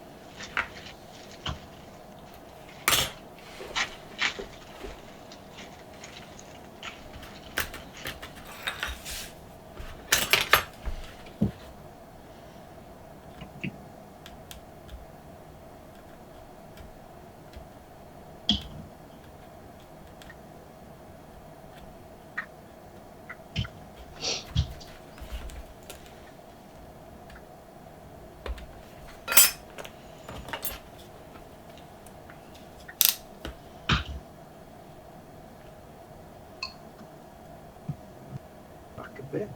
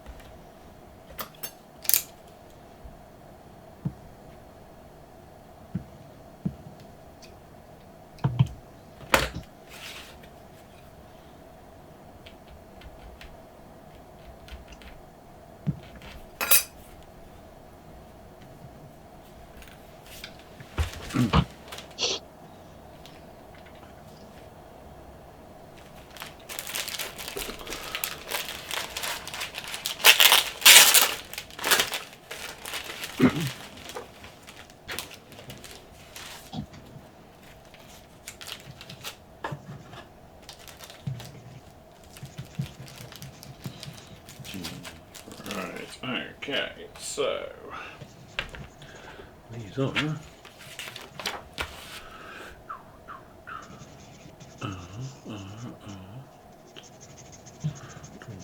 It's got a couple of killer pin marks inside the cowling that need to come out. Nice. And then I've got to start spraying it then. Yeah, I must admit, I'm just about to do my interior. Quick. God, these are killer. Big old punch marks, Steve. Yeah, the pin marks. Luckily they're raised, so it's just a matter of sanding them down and Oh yeah. then polishing the scratches out.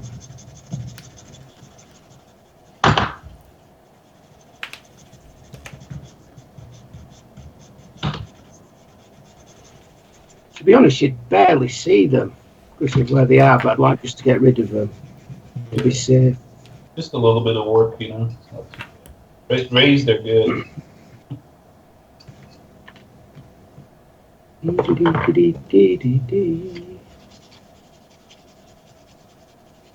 You see, I'm making silly noises like you now, Phil. I do make silly noises. I don't know what you're on about. Do, do, do. See, now you know what it's like. Well, usually I'll have countdown on, so I'll be watching the beautiful Rachel Riley. Yeah, I was going to say, you're not doing it for the intellectual stuff. Oh, no. You're just on there to watch Rachel Riley. Yeah. That's it, everyone. Google that. Don't share pictures online. Don't share. Yeah.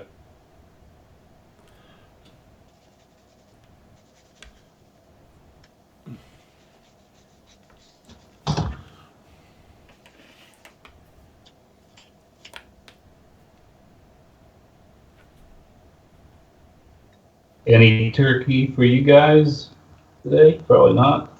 No. No, as I say, it doesn't happen over here. We have nothing like that. Yeah, I get it. I can't wait to have some. It's gonna be good. Funny enough, No. we don't celebrate your independence and everything else. The bit where we gave you your freedom. Not that you kicked us out at all. We just gloss over that bit. Yep.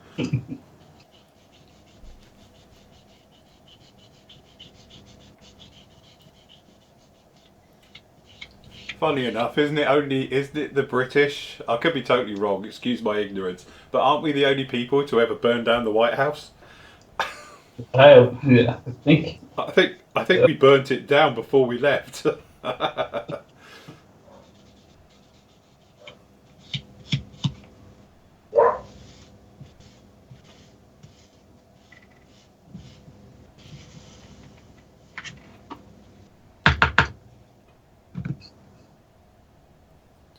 Okay, handles. That's ready for green, so start. So this. Should they be there? I bet they are. Okay, how are we going to tackle this one? Oh, yeah. They've now found Now, more now, pin Steve, marks. you're talking to yourself. Say that again, Steve. I said I've got more pin marks on the inside of the fuselage, around where the cockpit is. Right where the cockpit is, of course. Yeah. Yep. Always the same, isn't it? They've got the whole area to push it out. No. You think by now, people, you know, if you need to put one right behind the cockpit wall, right?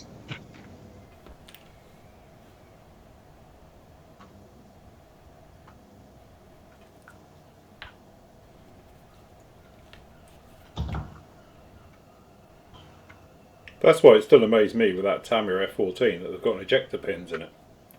Oh yeah. They are in places that are going to be seen. I would have thought Tamiya now, after all these years, would know not to do that. Yeah, those And I get the point that sometimes it's difficult to get the part out of the mould and all the rest of it, but really?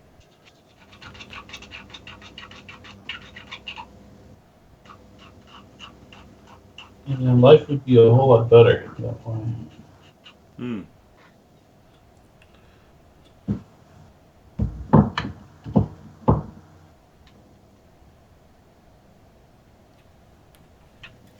You know what? I've just messed that up. Wrong place. I'm learning to do my work in front of the camera here, Steve. Turn it away from me rather than towards me. That's a whole different concept. Yeah. Oh yeah, definitely.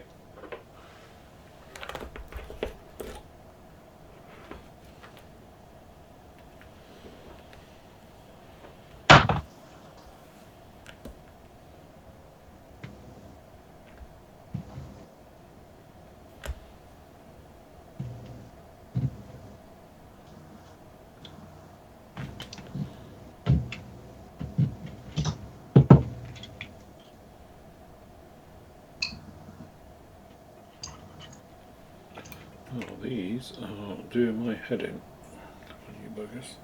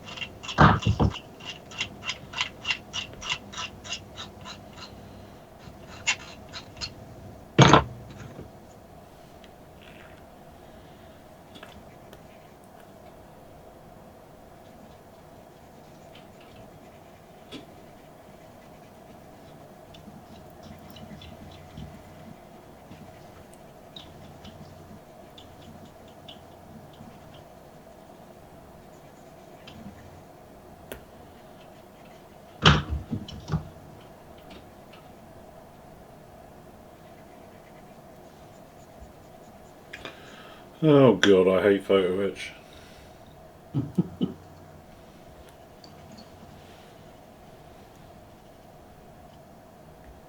Is it just the instruments on that kit? No, this is actually handles. They're grab handles for the door. Oh boy. And they're a pain to say the least. Because they're micro thin. Personally, I'd rather make them out of a bit of lead wire and do it myself, but there you go. Yeah. I'm sure these are scale accurate.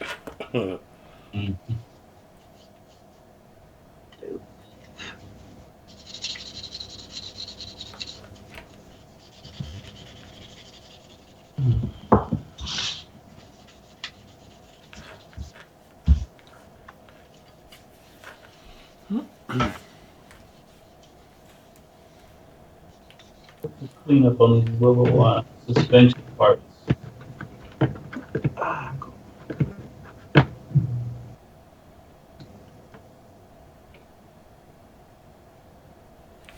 See, the Tackham stuff, it either seems to be really perfect or a little bit pain in the ass to work with. Yeah. Because I found that Chieftain to be an absolute delight. It literally just fell together. No problems at all anywhere whatsoever with the entire build. Yeah. But other people I speak to, they're like, oh, well, I've had trouble with this, this, this, and this. And I think it just seems to be kit specific. And also, when I've reviewed them, you see a little bit more sort of, you know, problem areas. Yeah. So, yeah, definitely one of those things where, you know, sometimes you do wonder if, you know, the kits, the way they're released and stuff like that, if they do follow, or if it's a totally different design, or different design team done it, or whatever it is, but they don't seem to follow suit.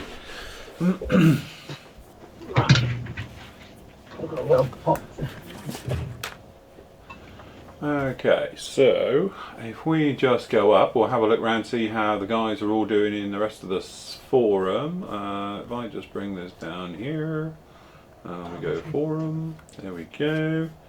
So, let me just refresh this. Okay, so Andy is working on Warhammer. Actually, Steve, you're there. Isn't this the same one as what Revel are just re-releasing? It looks like it. Don't know, perhaps not. No, theirs was a car thing. Sorry. Yeah. I'll shut up. Me tuning out. Okay, so as you can see, he's well on the build with that one there. Coming along very nicely, making his way through. Yeah, it's amazing that Revel are redoing those. Okay, we've got Steve working on the Tamiya. M41 Walker Bulldog. Yeah, that's very a nice indeed. It is a really nice kit, that one, actually. Yeah, really nice on that one down there, as we can see. Looking really, really good. And he's in down the barrel. Look, he's got his suspension arms on. Okay. It's too quick. I'm almost there. 2 more to go. All right, okie dokie, no pressure. And so he's doing really well on that one. We've got Chris, we were talking about this earlier, working on the stiletto. There we go, he's got it all cut out and done and already tidied up. Fuselage halves together, that looks like a nasty bit of a seam line running down the middle there. Another quality Verlinden kit, clearly. Yeah. Few gaps on the fuselage, should be better fit once the flash is out of the way and all the rest of it. Yeah, definitely. Test fit a lot of that kit, to be honest. Okay, and he's got it together in the next one. So fuselage halves together, looking good. Scraping it. To be honest, because this is a speed build, I'd be more inclined to scrape clean anything than to actually try and fill it. Yeah. So very nice job there. I like his knife as well. That looks like a nice knife, that one. I like safety ones. Safety ones love me. Okay, so looking really good on that one. Well done. Rob, who's probably finished it by now, because as we left him last time, he was in flight, and he's there we go. The wings are all on. Assembly done. Nice little in-flight model, that. Absolutely fantastic. He spent a nice bit of time there doing that. So just a bit of sanding, minor filling work, as previously mentioned, to do with the lay down of the coats of paint after 1700. I'll leave it until tomorrow, which was the plan anyway. Well done. Yeah, that is quick. Very nice job on that. So well done to you. And what we got? Oh, this is the Mirage 2000 Joe's working on. So yeah, nice. Again, that's not a straightforward kit. Let's be honest. It could be worse. Yeah. Right. He's done a little video, so hopefully he's not going to drop me in it now. Hey, Phil, gonna log this. I hope that's okay. Look at that. Easier and Yeah, that's fine. pictures. Good. Step 1, 2. Right. Painted. Very nice. Use my WADA HPC 10 psi. I like spraying the model color. So what do you think, guys? More. Hold on. Hold on. Model Master goes great. It's just what I had. Everything painted beforehand. I think this is going to go together pretty quick. I may do something else for the turkey shoot. Haven't decided. One of these 2 special markings. Like that. Haven't decided That yet. scheme is nice. But there's a Yeah, it is a nice scheme, that. Well done. That's perfect. That's what we want to see. More videos like that. Age pelter, very nice. Oh, look at that low air pressure, 11 psi. Now you're talking. I must admit, I am better now. I am doing a lot lower air pressure. That's really nice, Joe. Fantastic. Great video as well. That's exactly the type of thing we want. We can show those. Yeah, I must admit, my air pressures are a lot lower now. I'm using lacquers. Okay, so Tim, he's working on the Jack Panther. Again, another nice Tamiya kit. Yeah, those are really nice ones. He hasn't got trouble with tracks like you, Hans. He's using the rubber bandy ones. it's cheating. Oh, look, he's done his track arms. Great job on that. Well done, guys. Paul, he's working on the German 1-ton half track. Really nice. Coming along lovely. Yeah. Okay, that'd be nice to see that one coming together, Paul. And who else do we have down in here? Ron. Now that's going to be a good build. He's actually doing the TUS 2 Abrams. Somebody's ambitious. Yeah, that's rather him than me. Yeah, that's a big old project. There we go. But as I said, nobody knock yourself out on this one. There's no point just rushing it and then cocking it up at the end. As I say, it's all supposed to be a bit of fun, guys. But if you do finish, you do get bonus points. Clearly, right. He's got photo bucket to work. Well done, Krista. You're in there now, so you're good to go. So we'll be following along with that one. Again, that's another quite a big build to do as well. On that one.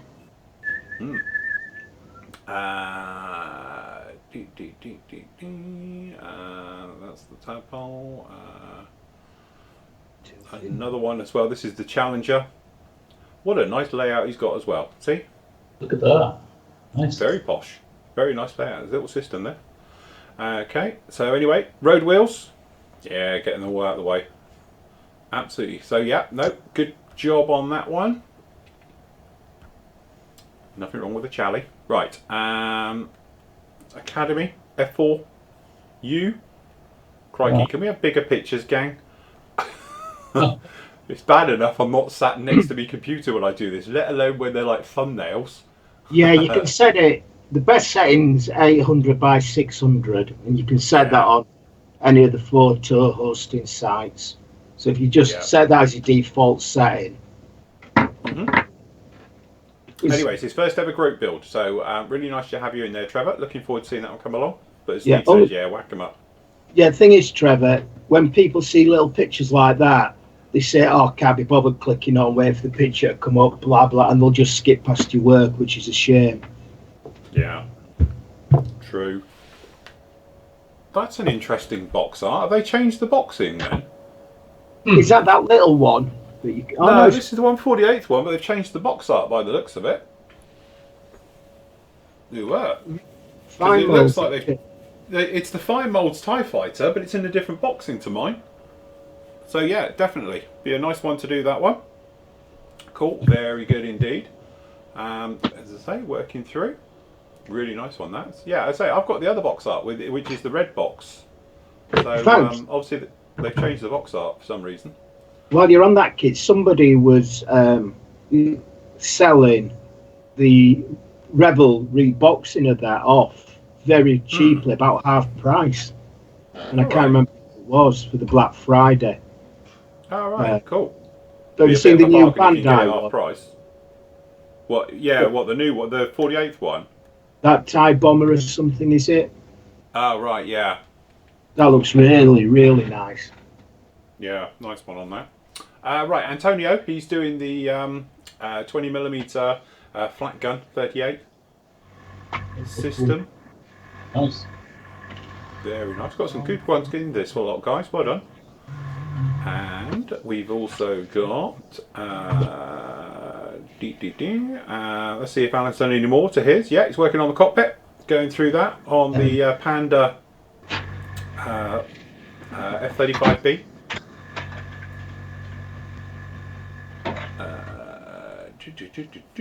So yeah, nice one on that. To be honest, it probably goes to better that Panda one than the actual thingy one. The who's is it? Kitty Hawk one. Let's face it. I bet it's got better instructions. Okay, and we've got an E75 Flak Panzer 35th Trumpeter kit. Do you know what? I've never seen one of them before in my life. It's a paper project. Oh, was it? Yeah, those are pretty cool though. Yeah, that's it. I must admit, I've never seen one of them before. So yeah, really nice. DDD. So we'll be working on that. He's all right. He's got rubber band tracks as well. That's how you get out of this problem. Because doing tracks take forever. A very nice barrel set for it though. That's very cool with the actual the muzzles on there. Yeah, I like that. It's awesome. Okay. And we've got Neil is working on his Spitfire. Nice to see Neil's going to be pushing along with this one. So he's actually even got a plan of action, which is far too complicated for me. So he's actually got a plan of action for all of that one. Look at that. See? Very cool. So yeah, be interesting to follow along with that one, Neil. And you're not going to make me do that when we do our 30-second F-16s, are you? Okay, aircraft after my own heart. So we've got there, Jonathan's doing the 48 scale Typhoon teardrop. Nice kit. Very nice kit that is. Actually, it's really, really nice. I've often maintained that's a very underrated kit. Yeah. And also, it's his first post, so welcome as well. Even though you've been a member for 9 months. Okay, and look, they're all following in here. Seth's working on. See, look, here's another good one to do. The Scimitar. Yeah, that's a good. AFE Club one. Nice. And he's got the photo etch for it. Oh my god. Crikey. That's a very project and a half. I love the way everyone's on the jaw drop thing for it. Yeah, that's going to be a big project to do in 4 days. But as you say, again, I'm going to keep saying it. Don't rush them, kids, because let's face it, go as far as you can. It'd be nice. If you do finish it, it'd be brilliant. But if you don't worry. Okay, Catler kit's coming up here. So we've got here a 2-in-1. So you're going to do all 3, and for the Mustang and the KR100. With the first order TIE Fighter, Bandai one. Really nice indeed. And he's done a little video as well. Hold on. Watching the video. Alright. Okay, so hi there folks. Something a little bit different today. As up on the Flory Models website. Let's get the bench organizer. We have set a bit of a challenge over the next 4 days. As most of you all know, I am a ridiculously slow modeler, having once spent about 6 months over a simple 1/72 Spitfire. So, I had 2 choices today. Whether or not I wanted to go with a Bandai TIE Fighter, which I thought I could complete within the 4 days, or whether I really wanted to challenge myself. So, right here, we have the RS Models 1/72 KI 100, which come 2 o'clock. Just checking the time right now. It is nice watch as well. 22. Down on the live YouTube video. We're just discussing Very good. This AMX build. That RS one, look, it comes with resin engines as well. Yeah. Just turn that down now. Interesting little kit. There we go. I'll be popping this up very shortly. So, come 2 o'clock, we will be getting started. Wish me luck, folks. See you on Monday. Well done, Chris. Absolutely fantastic. Lovely. Right, okay. And... right, that's Chris's. Leslie. There you go, Steve. Your partner in crime. I've got a partner in crime, have I? You have. There's another F6. Oh, excellent. 2 of you doing it. So yeah, well done. Quick, Leslie, beat Steve. Tell him he's done it the wrong colour halfway through. Some guy called Hans, he's doing some MX thing, but there's no way he's going to finish because he's got to do all the tracks yet. That's right. Okay. He's not going to sleep, everyone. Don't try and get any work out of him come Monday because he'll be asleep. That's right. I don't think anyone's done any more updates for these. So there we go. That's still the Hurricane. That's a nice one because it's actually in the US markings as well, so it's quite a nice touch really. Oh. And F6F we were saying about. This is the FX Club one, so that's really nice. Yeah. So it'd be good to see that one coming along as well. Push through on that one, guys. Crack in. And Michael saying about doing his patch. He's got all his paint colours all picked up for it. Look, there we go. Fantastic. So he's going to be hand painting that with Vallejo white tops, which are the thicker, the nicer ones, and all the rest of it. So yeah, giving it a rinse in warm water, prepared for it. Nice job on that one. I say if you use a drop of retarder and a bit of airbrush cleaner as well with the white top paints, it brush beautifully. Yeah. It's a couple of coats, but it just really helps when you don't get any brush marks. We've been doing that definitely. on that Forge World figure that I've got on the go at the moment. Fantastic. So there we go. That's doing really, really well. Did we do Frederick? I don't think we've done Frederick's. Frederick's going to do the 72nd Hawk and everything. So that's really nice on that one. So good luck with that one, Frederick. Good stuff. I must admit, I'm really impressed with the selection that we've actually done on this. That guys, they're sort of picking different things in different ways and everything else like that. That really is a very nice touch. So well done, guys, for that one. Okay, let's just pop back in here. Should really. Okay, and then if I, where's my mouse? If I go back to all of us, there we go, and okay.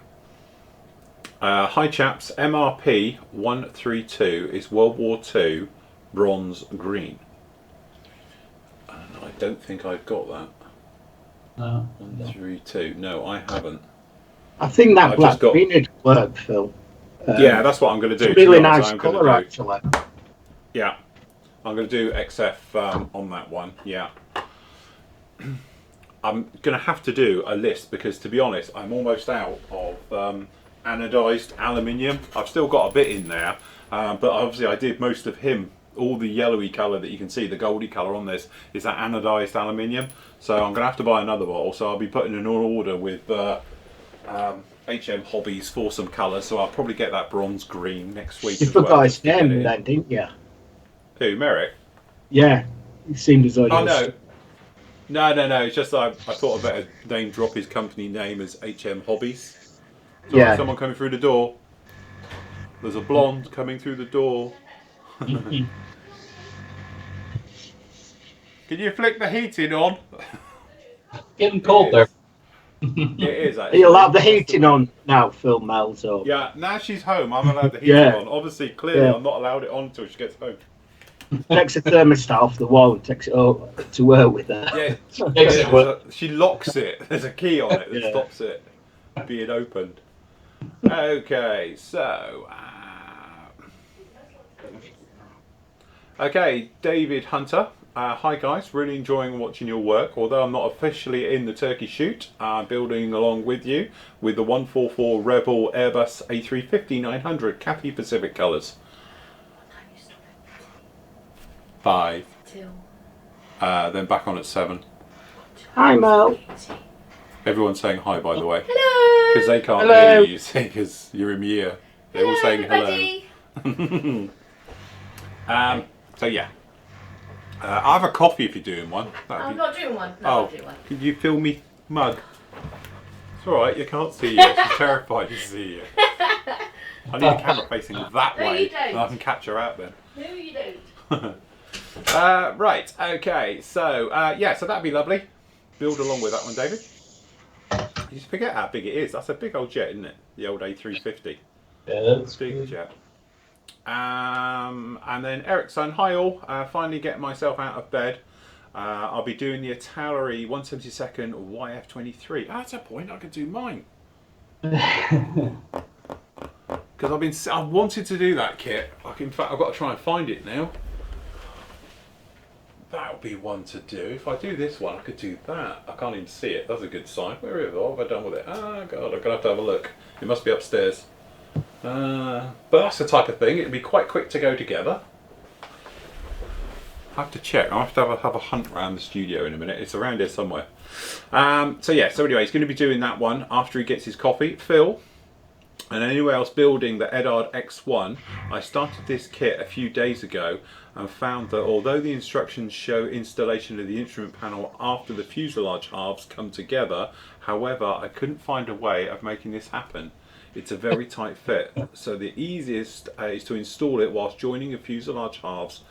Be sure to test fit the panel before you glue it in the fuselage. See you all on the build thread soon.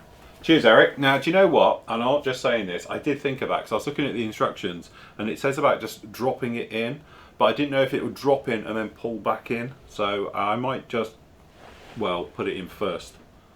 Because the thing is, the trouble that I can see with it is that the rudder pedals attached to the underside of the instrument panel, and I just wasn't sure it was all going to fit in. But there's not, because obviously by the time you've got the yoke in there, you try and drop it in and then pull back. I don't know. So we'll have a test fit and all the rest of it. Right, so I am going to make my way off now to the spray booth, which is weird because that camera's upside down for me. Okay, so we need that, them. Well, I've just quickly sprayed mine where I am. Oh, you cheated. Well, I thought I'd do it so people could see without having to move all the cameras and just see me. Right, okay. Right, well, I won't be doing when I'm spraying the outside because of the usage. I'll have to move it over. Yeah. So, where's my paint? I don't know where you can see. That's the kind of green I mixed up. Hold on, let me put you on big cam a sec. Big cam. Big cam. Steady, steady. Right, try again. Oh yeah, got you. That looks alright. Yeah. That's what I came up with. Using XF5 and XF3, which is yellow and the flat green, and just mixed it up so it looks about right. And I mixed plenty in case I need to touch up or anything else. Fine. Right, there you go. I'll just go over all me, so if you want to break, pick your nose, whatever you want to do, you're good for a sec. Okay, so I'm just gonna, this paint here, I'll be honest with you, I haven't used in, well, I can't remember ever using it to be honest, but I must have done because it looks open, and as you can see it is literally just pure oily stuff on the surface, thick on the bottom. So I'm going to use my whizzer, which is rock hard, this stuff. Look out, I swear it goes everywhere.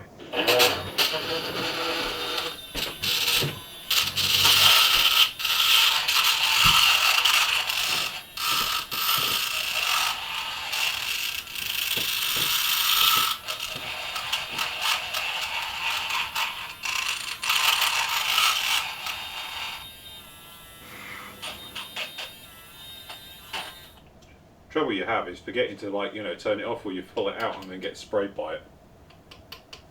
That's why you need a shaker, Phil. It takes too long. Oh.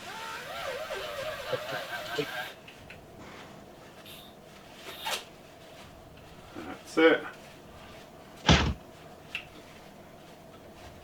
I actually think the shaker, to be honest, is a cleaner, easier way of doing it. But just takes longer. You think? We can't see. Well, it's not take longer, but yeah, but it's cleaner. But Can't seem to you don't convince. run the risk of getting paint all over you. True.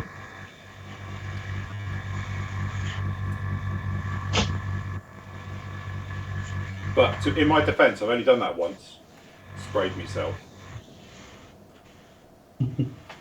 Right, okay, so we want that one because that's my lacquer. This is my acrylic. Cool. I think I need a new nozzle. The air pressure is horrendously high. Okay, I'm going to spray it neat because just for speed. So, extract up.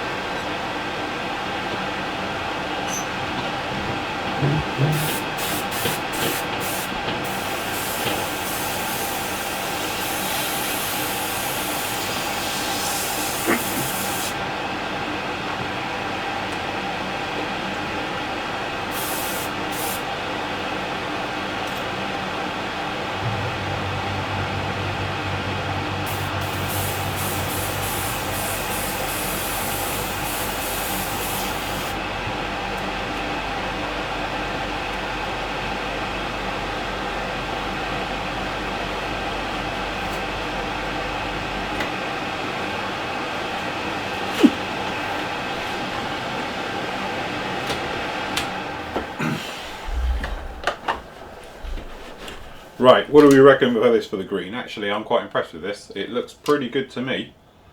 It does actually. Hold on. Wait, focus on Hans. He's gone. Oh, is he? Yeah. He's in the loo. Yeah, just put it solely on him. Yeah, just his chair.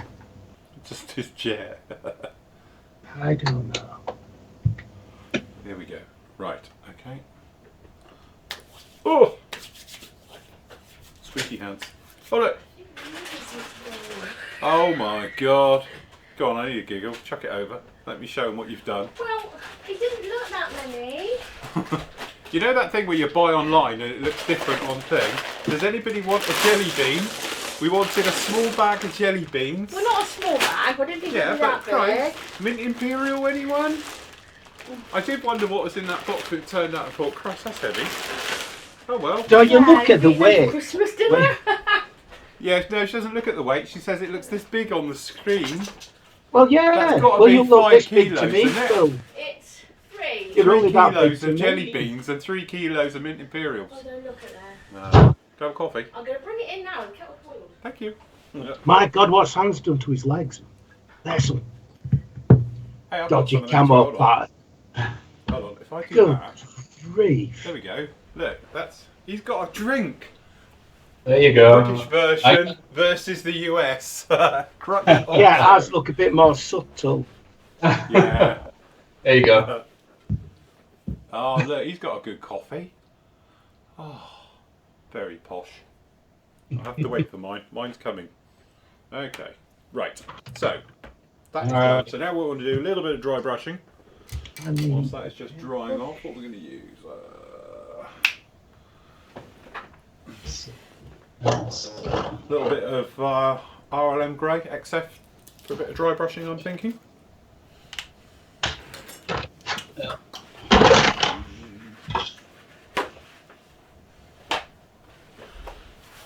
Do you reckon I could get a Series 7 set of brushes in a black sale somewhere? That'd be nice. There you go, somebody's job.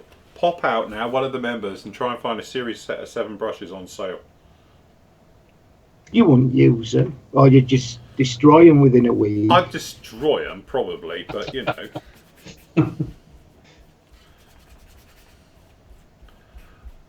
I'm an artiste.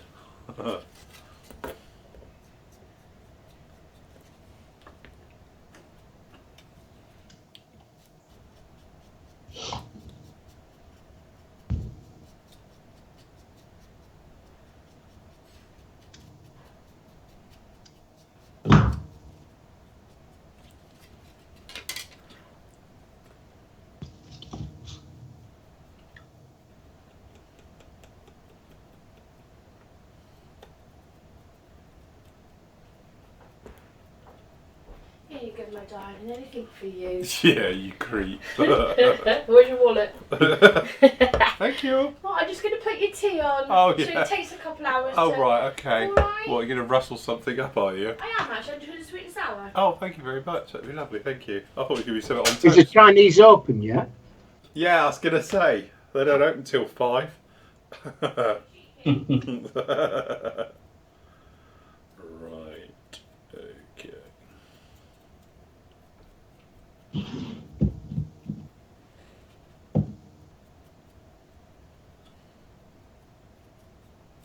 It's that bit done. I've been using this, still using these rosemary brushes. Alright, they alright? Yeah, I've got to say, I still think Series 7 are the better brush, but these are close behind. They are Yeah. a good alternative if you can't quite stretch the Series 7. Hmm.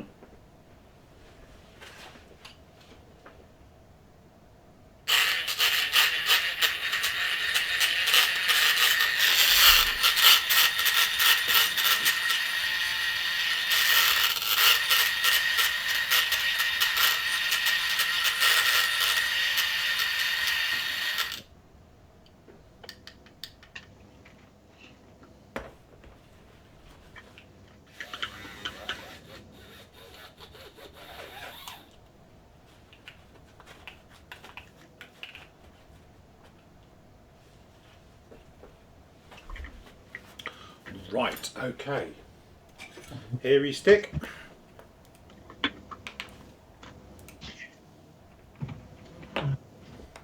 Just pull that to one side to just dry a bit before I put my black on. And I will have a look at the engine. Sorry, G12. Do you have to build the engine for that one, or is it just a representation of? It's a combination of 1, 2, 3, 4, 5 parts and the wiring harness. Oh, right.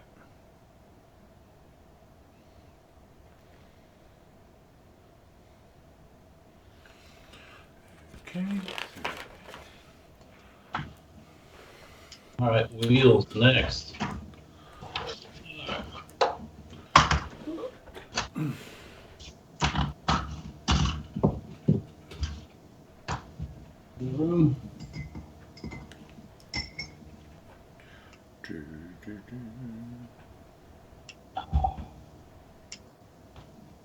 All right. A4, A5, A4, A5. All the A's. All the A's. All right. 44.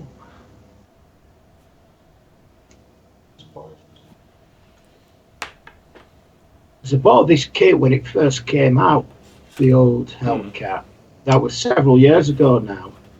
And then I bought the Fleet Air Arm ones, which are built. Yeah. And I've still got, in fact, I bought another boxing of the Fleet Air Arms ones. Because you can get it up for 20, 25 quid for 2 of them. And it's an absolute bargain. Very nice. I must admit, it's still a bit weird when you look at that one that they've got in the Fleet Air Arm Museum, because it's got the most garish greeny colour on it. But what they've done is a paint restoration job, the same as they did to the Corsair, and it's the exact colour that was underneath. And when we was talking to the blokey in there, well, I say talking, we were earwigging, he was saying to this other guy that apparently it was because these particular ones were for sale for, and I can't remember which country it was now, but anyway, because of the war and everything, it all fell through. Oh, yeah. And I don't know if they got overrun or whatever it was. But anyway, that's why it's in that weird colour scheme. But if you look at it, it honestly looks like it's been painted in poster paint green. It doesn't look like like a Royal Navy green. It is some real weird colour. And but that's because it was actually painted for a different country for their requirement. So then we were given it. And that's why it's in this weirdo green colour. But it looks like a 5-year-old's painted it in any green paint they've got. But apparently it is correct. That's what it was done like. So there we go.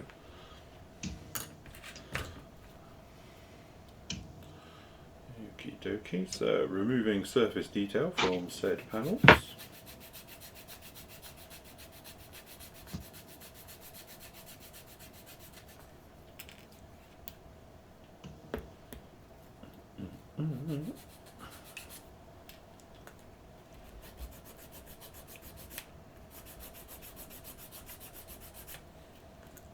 So anyway, who's excited for the new Kong film?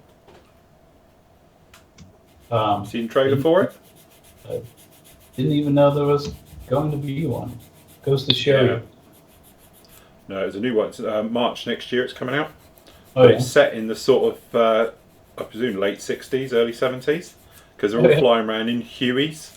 And they've gone back to Skull Island. And yeah, it all goes to pot and they're stuck on there. So yeah, looks good. You good? And obviously because it's got Hueys in it, I'm sold. I'm so cheap. Planning to go see Hacksaw Ridge. Yeah. Yeah. Which is the combatant, isn't it? And he won't fight. Right. So he's the stretcher bearer, isn't he? And all the rest of it. So he runs out and saves. True story, isn't it? I do believe. Yeah, it's a conscientious objector. That's the one. Yeah. Iwo Jima. Yeah. So he was awarded various things, wasn't he? Because he runs out in the line of fire to go and recover troops. Yeah. pretty interesting story for sure. Yeah, definitely. Pretty good, I think. Yeah, it does. It must admit, it did look good. In fact, I saw a trailer last night, and I couldn't believe for a new TV series of Alice in Wonderland, of all things. What, again? Yeah, They've done that to death by now? Alice in Wonderland. Yeah, obviously it looks right dark and gritty, and All right. battles and Really? yeah. NBC. It's coming in January, I think.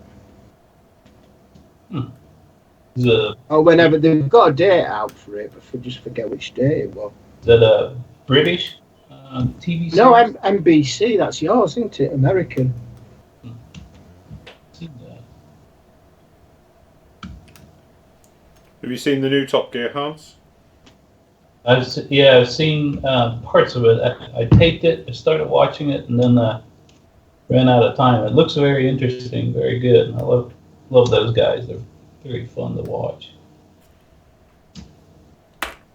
Yeah, I must admit it. They are fun.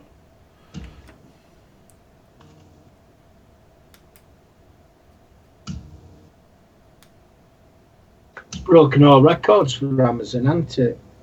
Like Ed China and what is it called? Oh yeah, yeah. It's very fun to watch. Those Yeah, guys. Mike, whatever his name is, yeah. Yeah, Mike. Is it Mike Brewer? That's it. Yeah. It's amazing how far along those guys have come from, doing very simple car restorations to what they're doing now. They got their shop in the U.S. and L.A. and making the big bucks. Yeah, that's it. Yeah.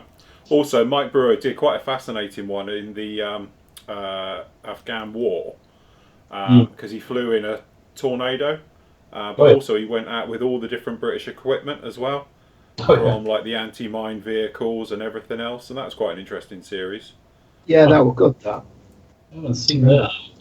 Yeah, I was going to say I don't know if you'd seen that one, but that was quite very much a warts and all.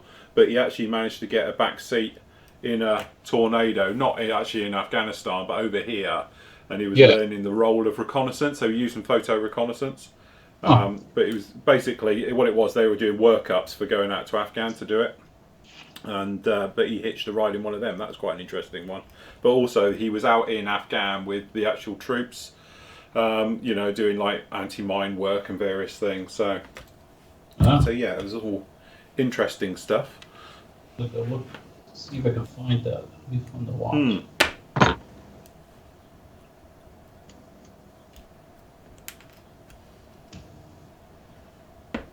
Take it you guys are watching The Walking Dead? Oh No. yeah. Steve, get out. Honestly. The thing is, again, I think it's slightly losing its way. It's not like it used to be, where each episode was like it would move forward. Now, the last series and this series seem to be again stagnating, where it's just there's no real sort of movement. It's not like they're moving through and getting on with stuff. It seems to be that same thing. It's like long drawn out in the same locations. Must admit, not a fan of that as such, but up the ante on the violence too, right? Yeah, definitely. Yeah, there's definitely a lot more in your face with it, isn't it? Yeah. Or your head. There you go. Not to give anything away if anybody hasn't caught up yet. Right? No. Mind you, if they haven't caught up with that by now, it's pretty much everywhere, isn't it? Quite enjoyed watching or catching up or binge watching Game of Thrones.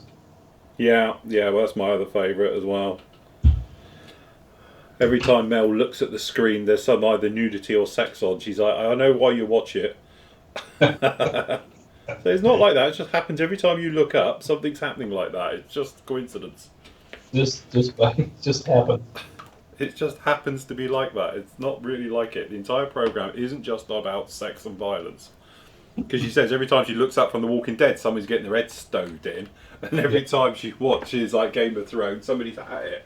So yes, The time has changed, right? Yeah.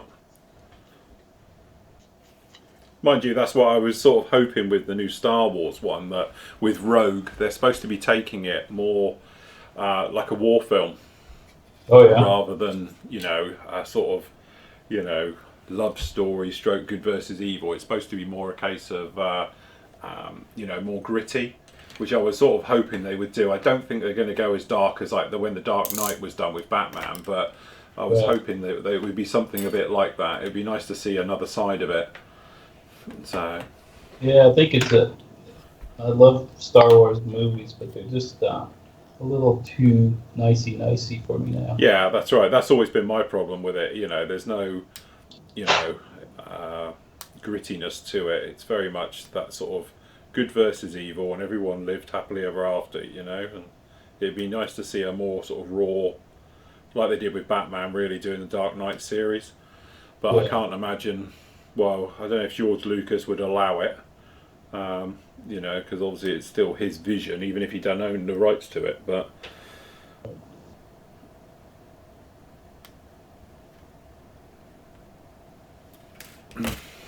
also, whilst we're at this, Bob, you sent me a message saying, have I tried card glue?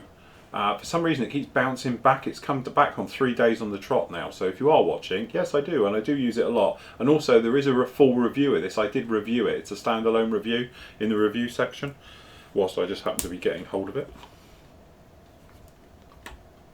But again, this stuff's yellowing. Okay, so...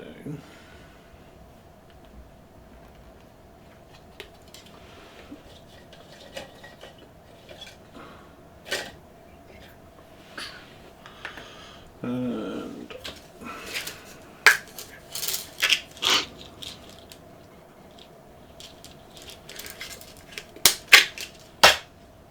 Steve, any new kits you're highly anticipating for Christmas you want to get? No. Well, I bought a kit from Services kit at Telford for Christmas, part of my Christmas money, and that's the only one. Probably won't be getting any more now for a while. The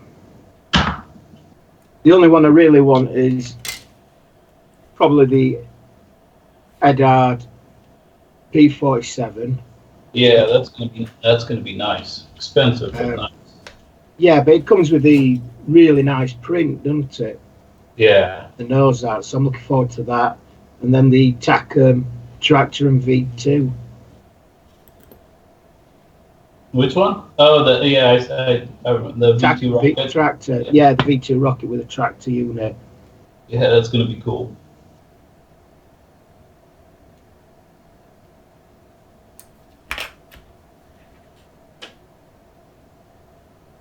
Right. Still anything on your wish list that must have rather than to review? No. no, I should say, I think, to be honest, there's not much drew out that I'm sort of really excited about. As I say, the only thing I'm sort of really waiting on is the AMK F14. Yeah. As you say, I want to do an F14, you see. And obviously, since it's been mentioned like about a year ago, I've just sort of been waiting.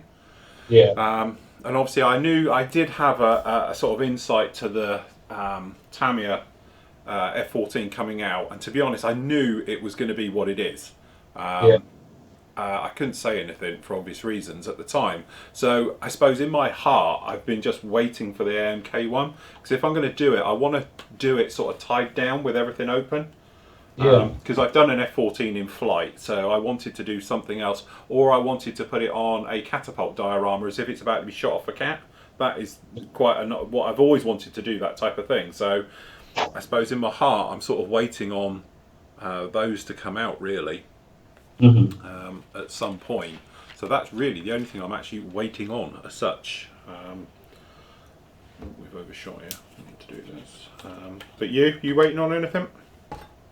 Just the fullback from Hobby Boss. I'm hoping. Now that is out though in certain countries, isn't it? Out in the Far East, but it's not over here yet. On the slow boat right now. Yeah, definitely. I must admit, I thought it would have been here by now because it's been out I know we got a couple of our members, haven't we? And they've had it already and various things. So yeah, I know Anthony on my Facebook. He's got a box full of them. The little git. He hasn't sent me one. Yeah, I tried. He's got six or eight. Well, he had to buy that many apparently to get them. So that's why he did it. So I can't blame him. I'd do the same. Yeah.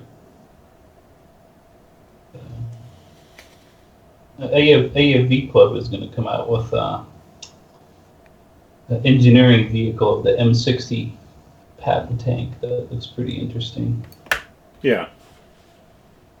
Other than that, just like Steve mentioned, that V2 rocket with the tractor and the trailer behind it would be very fun, I think.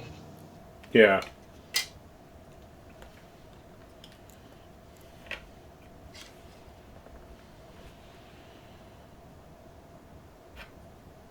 Working on your favorite part, Phil, wheels. I must admit, I'm not so bad now. I've got my template and I just whip them together. But as you say, taking out the seam line like you're doing there, that's the boring bit, isn't it? Yeah. Well, if you just get the coarsest sanding stick and just attack them, The and then they look as though they're damaged and worn wheels, instead of doing all nice and polishing them, because they never are. So just attack them. Yeah. And they look better actually once you've It put is a an nice attack brush 'em on kit. Sorry. Okay. I'll get that. That's a bad joke, Phil. That's a bad joke. I'd rather be doing that than just about trying to attach this wiring harness that just What won't go? they just self-destruct, don't they? Yeah. Those are always tricky. You know, as nice as they look, they're super tricky to Yeah.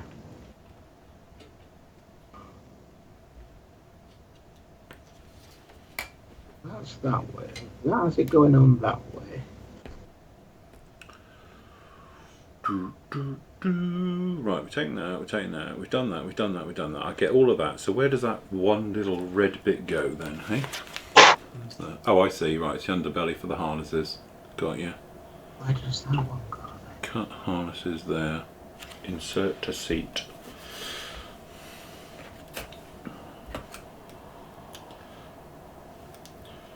Okay.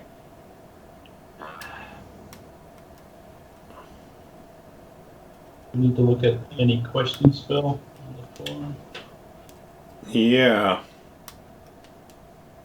Hold on, just work this guy out. Yeah, just take your time. Right, okay. Let me just refresh my page. Sorry, I'm on my wrong page. Here we go, over on this monitor. Right, okay, so, and refresh. Super glue. Oh. Okay, so, where are we? Oh, look. Looks like Hans. So, Ron's saying, feeling your pain, Hans, with the running gear. So he's working on all that at the moment as well. There you go. That's the one thing I never thought of doing. There wasn't a single part of me that suddenly thought, I know, we'll do a tank, because that'll face it, all that wheels and gear and everything, that'd be great. Okay, so Joe Cook says, the Canadian version of the drink is currently Newcastle brand ale imported from the UK. Oh my gosh, it's delicious. Do you guys have it at your local brew? Yeah, oh yeah, we have a bit of Nuki Brown. Bottle of dog, as it called in the North East. That's it, yeah. Bottle of dog. I used to drink it all the time. And I did as well, but I blame, what's her name? Who was the girl who used to do the thing for it? What's her name? Oh, God. You know who she is, Steve. Used to be with Des O'Connor. Mel, what's her name? No, that's Boddington's, you fool. Oh, was that Boddington's? Oh, wrong one then. Oh, I used to like Bodies then.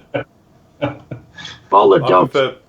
Newcastle Brew Ale. Yeah. Oh, right.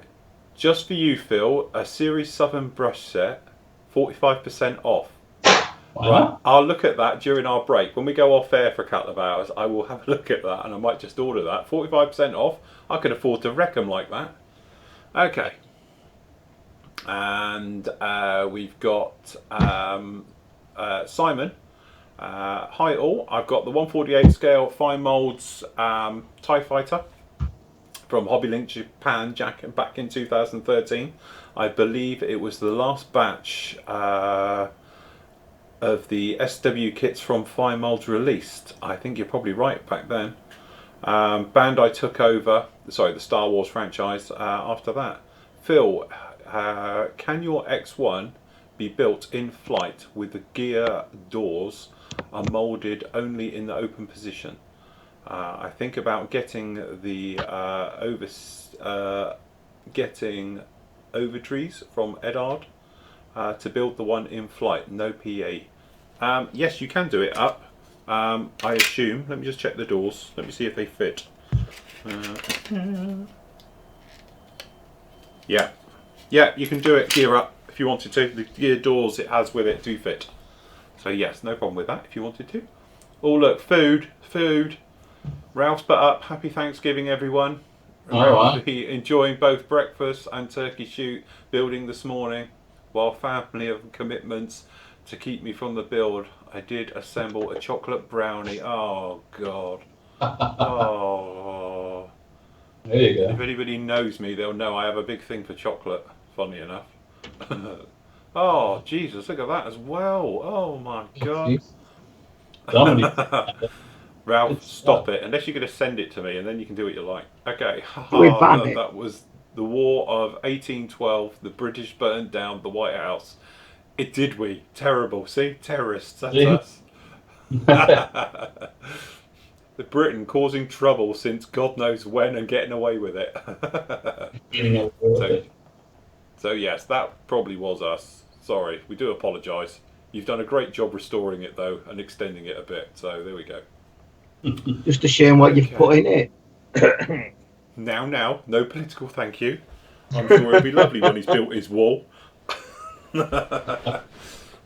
So yes, what was that film? I can't remember what the film was where they did have a massive wall between America and like the rest of the world because the aliens were down in South America and they looked like elephant-y things.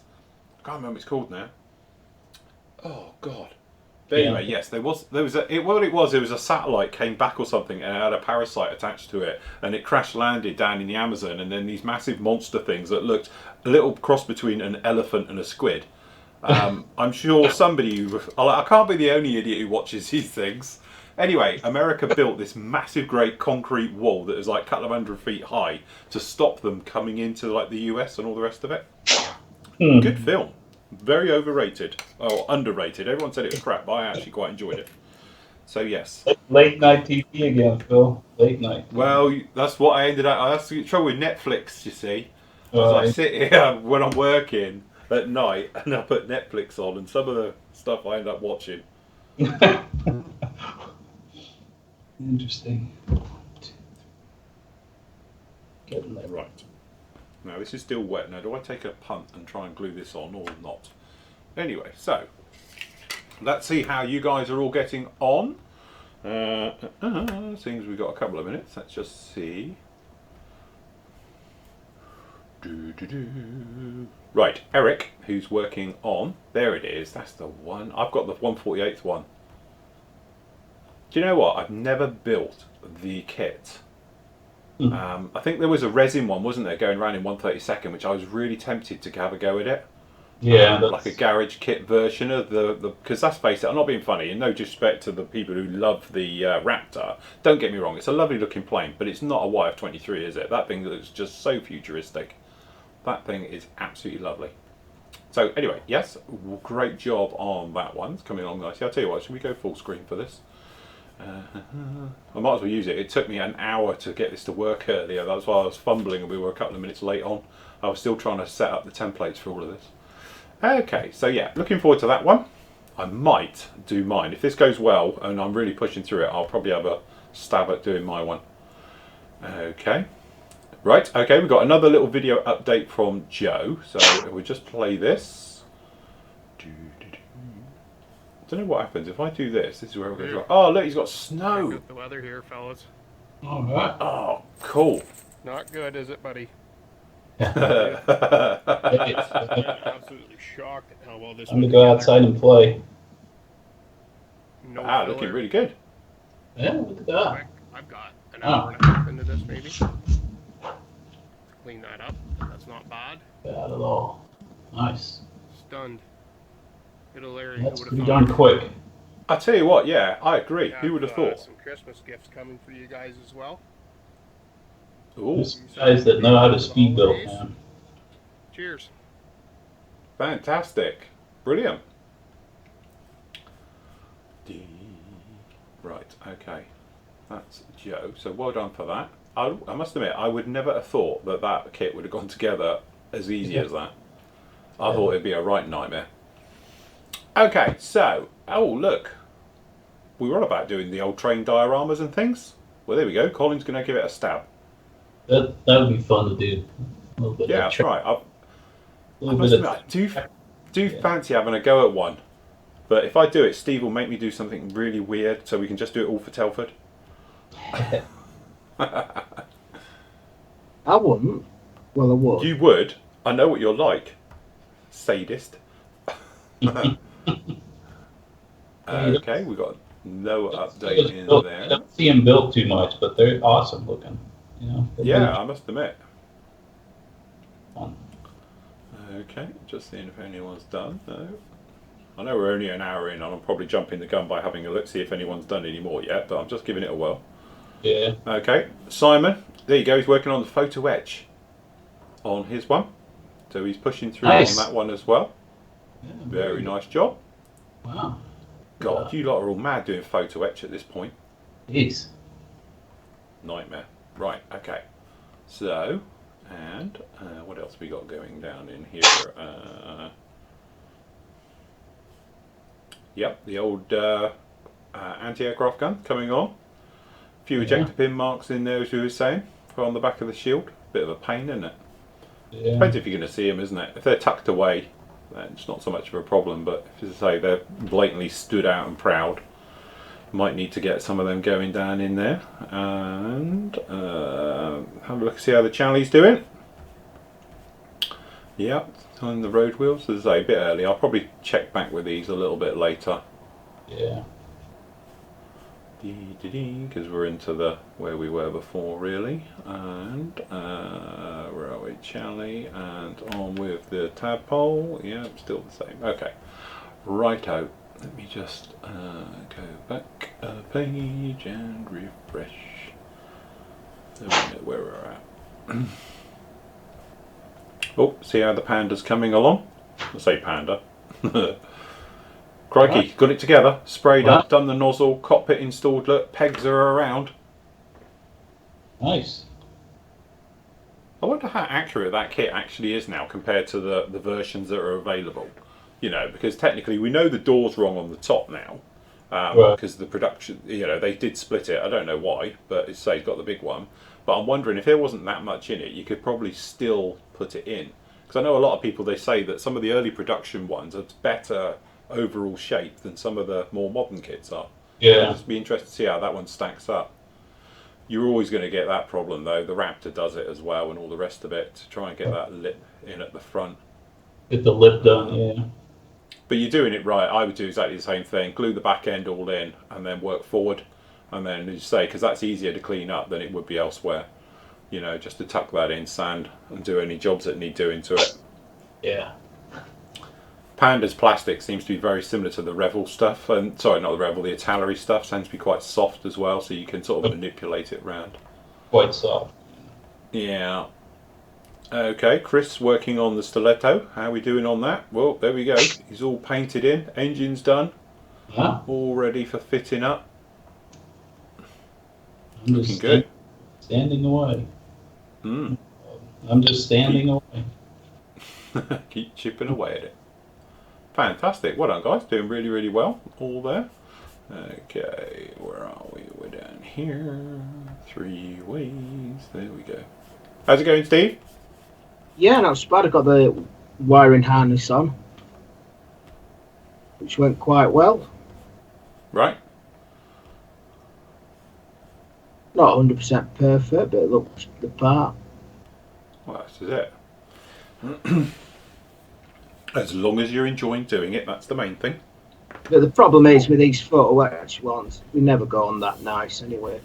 They're a bit. Yeah.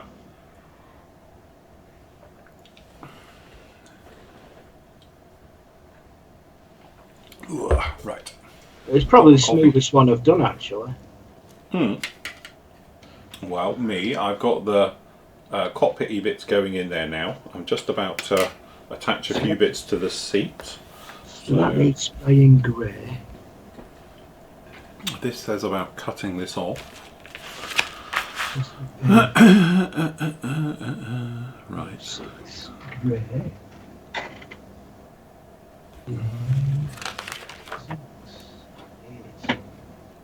Chop it and stick it. Got you. Chop it and stick it. Check.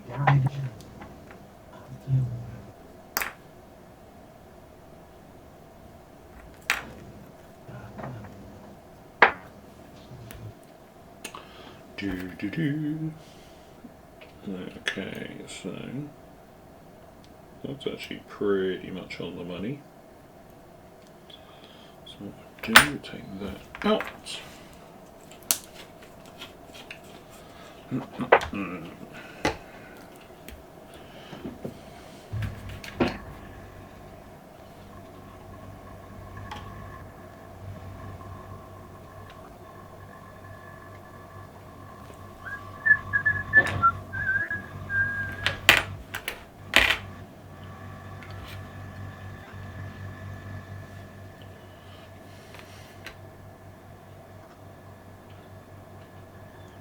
Have you had a go with these new steel seatbelts yet?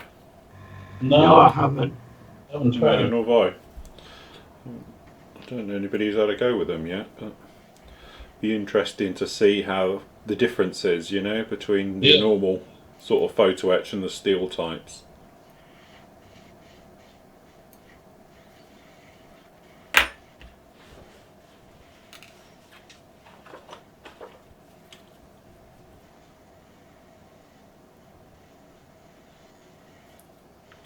Don't do that.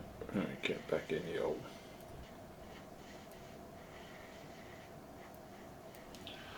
There we go.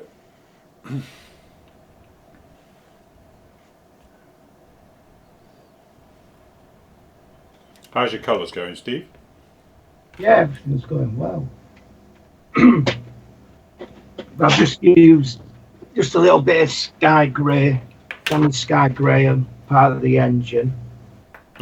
And the other part I've just got to use some dark iron gunze and then just give it a gentle buff afterwards. Yeah. Probably the quickest and easiest way.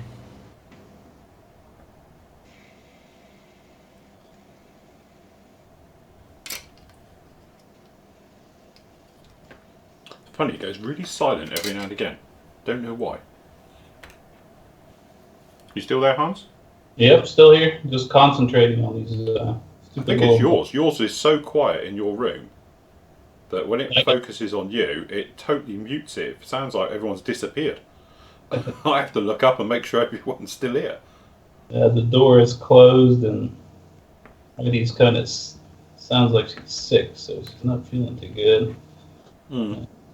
Tierney is here from college, so she's catching up on sleep. Yeah. Is she going all right at college? Yeah, everything's going very going good. Well. Yeah, I can't complain about that at all. Has she pranged the car yet? She's working on her nursing degree right now. That's what she's just starting the second year, so. Right. But has she had a crash in the car yet? She knocked anything? Not yet. She's doing pretty good. Quite a bit of driving back and forth between here and north of us, really, which is about, what is that, 100 and some, 150, 125 miles, I guess. Yeah.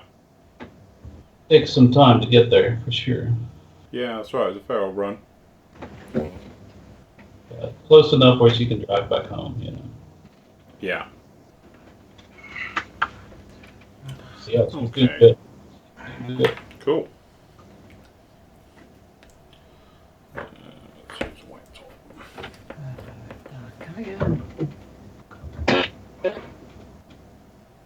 Sorry, Steve, was that your chair? Just checking. No.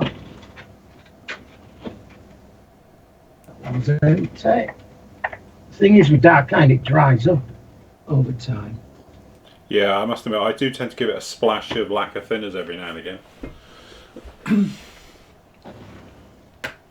And now I've got tons of the stuff, seeing as, like, you know, Lucky Hobby, one that I had on back order from 3 years ago, showed up. I'm alright now, because I had 4 bottles of it 3 years ago. Yeah, I need to get some more eventually. Yeah. Oh, that's alright, I can send you some. I've got I'll enough. hold you to that. Cool. I've got some normal cellulose thinner in a can, but not the self-leveling, which is the better stuff. Yeah. I've got a new bottle of dark iron, which is good, but I haven't used it in that long. Guns in metallics, but they're just perfect for this. Yeah. Yeah. That's good stuff.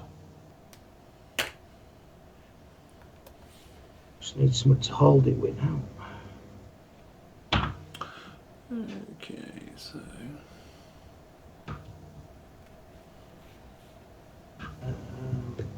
Just drop that off there.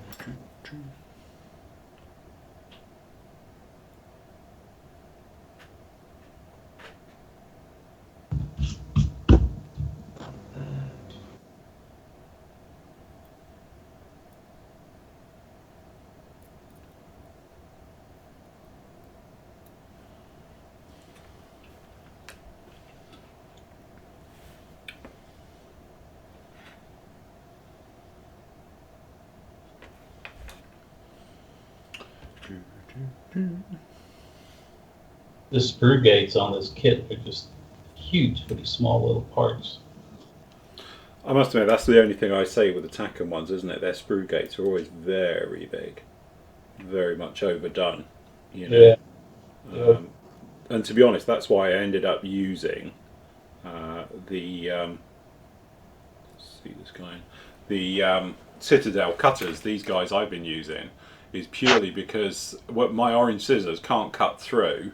Yeah. They can, but they're a bit of a fight to cut them through. So by using those, it just effortlessly goes through.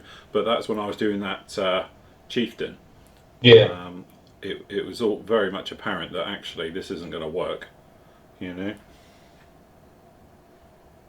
Just a little bit overdone, I think. Yeah.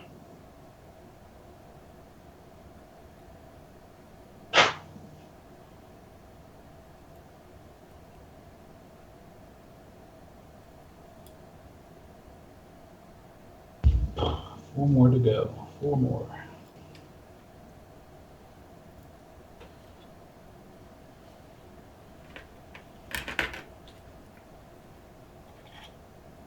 This card glue is really, really grippy.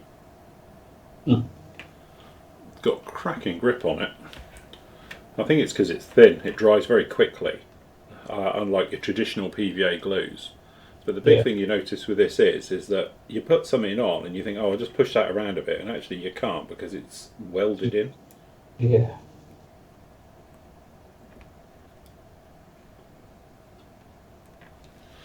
Okay, little harnesses. Now this little red guy fits underneath one of them, and I'm hoping we can just back glue him.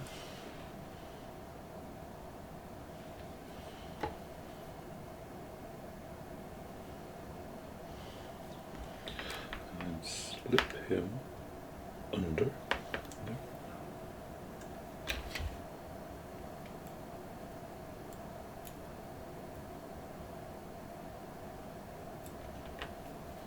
I've got to say, when you're using the guns, metal colours, when it's a new bottle, they're absolute joy to brush on. Yeah. Because you don't even, there's no skill involved. You just load your brush up and touch it. Oh yeah, I must admit, I remember the first time I got those. That was from MDC. Bob, I was talking to him at a show. I've got a feeling it was the Salisbury show, and he said to me, "Oh, I've got these new things in." I'm like, "Oh yeah, what are they?" And he said, "Oh, they're new buffable ones from Guns." And he said, "Trust me, you'll absolutely love it. Do you want to go?" And I was like, "Yeah, go on then." So he gave me a bottle of dark iron and said, "Let me know how you get on with it." So anyway, I had a go with it, and then a couple of weeks later I was at a different show and he was there, and I said to him, "Absolutely love it, fantastic," and all the rest of it, and he gave me a couple of others, and actually that's where this one come from. This what do you call it, the bronzed one, and he gave me a couple of the others, and he said, "There you go, have a whirl with them," and that's the ones I reviewed for the site and did them that way, and absolutely fell in love with them because it's the first time I'd ever tried a real proper buffable, you know. And it was great the way you could just lay it down, or you can go the whole hog and you know, properly do it. Right, there we go. There's me cockpit in. Nice. Cool. Yeah. So I'm going to attempt to put the instrument panel in as well. Not taking you long. Nope, we're doing all right.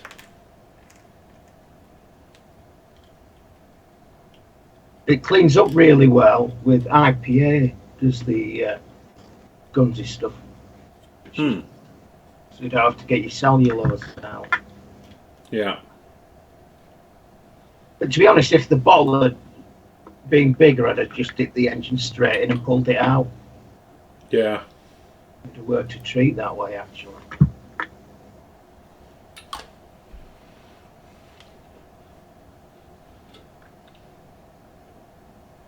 Right, before that dries, I'll make it to the toilet and then I can carry on painting. that will work. Okay, we'll just let that dry a second in place.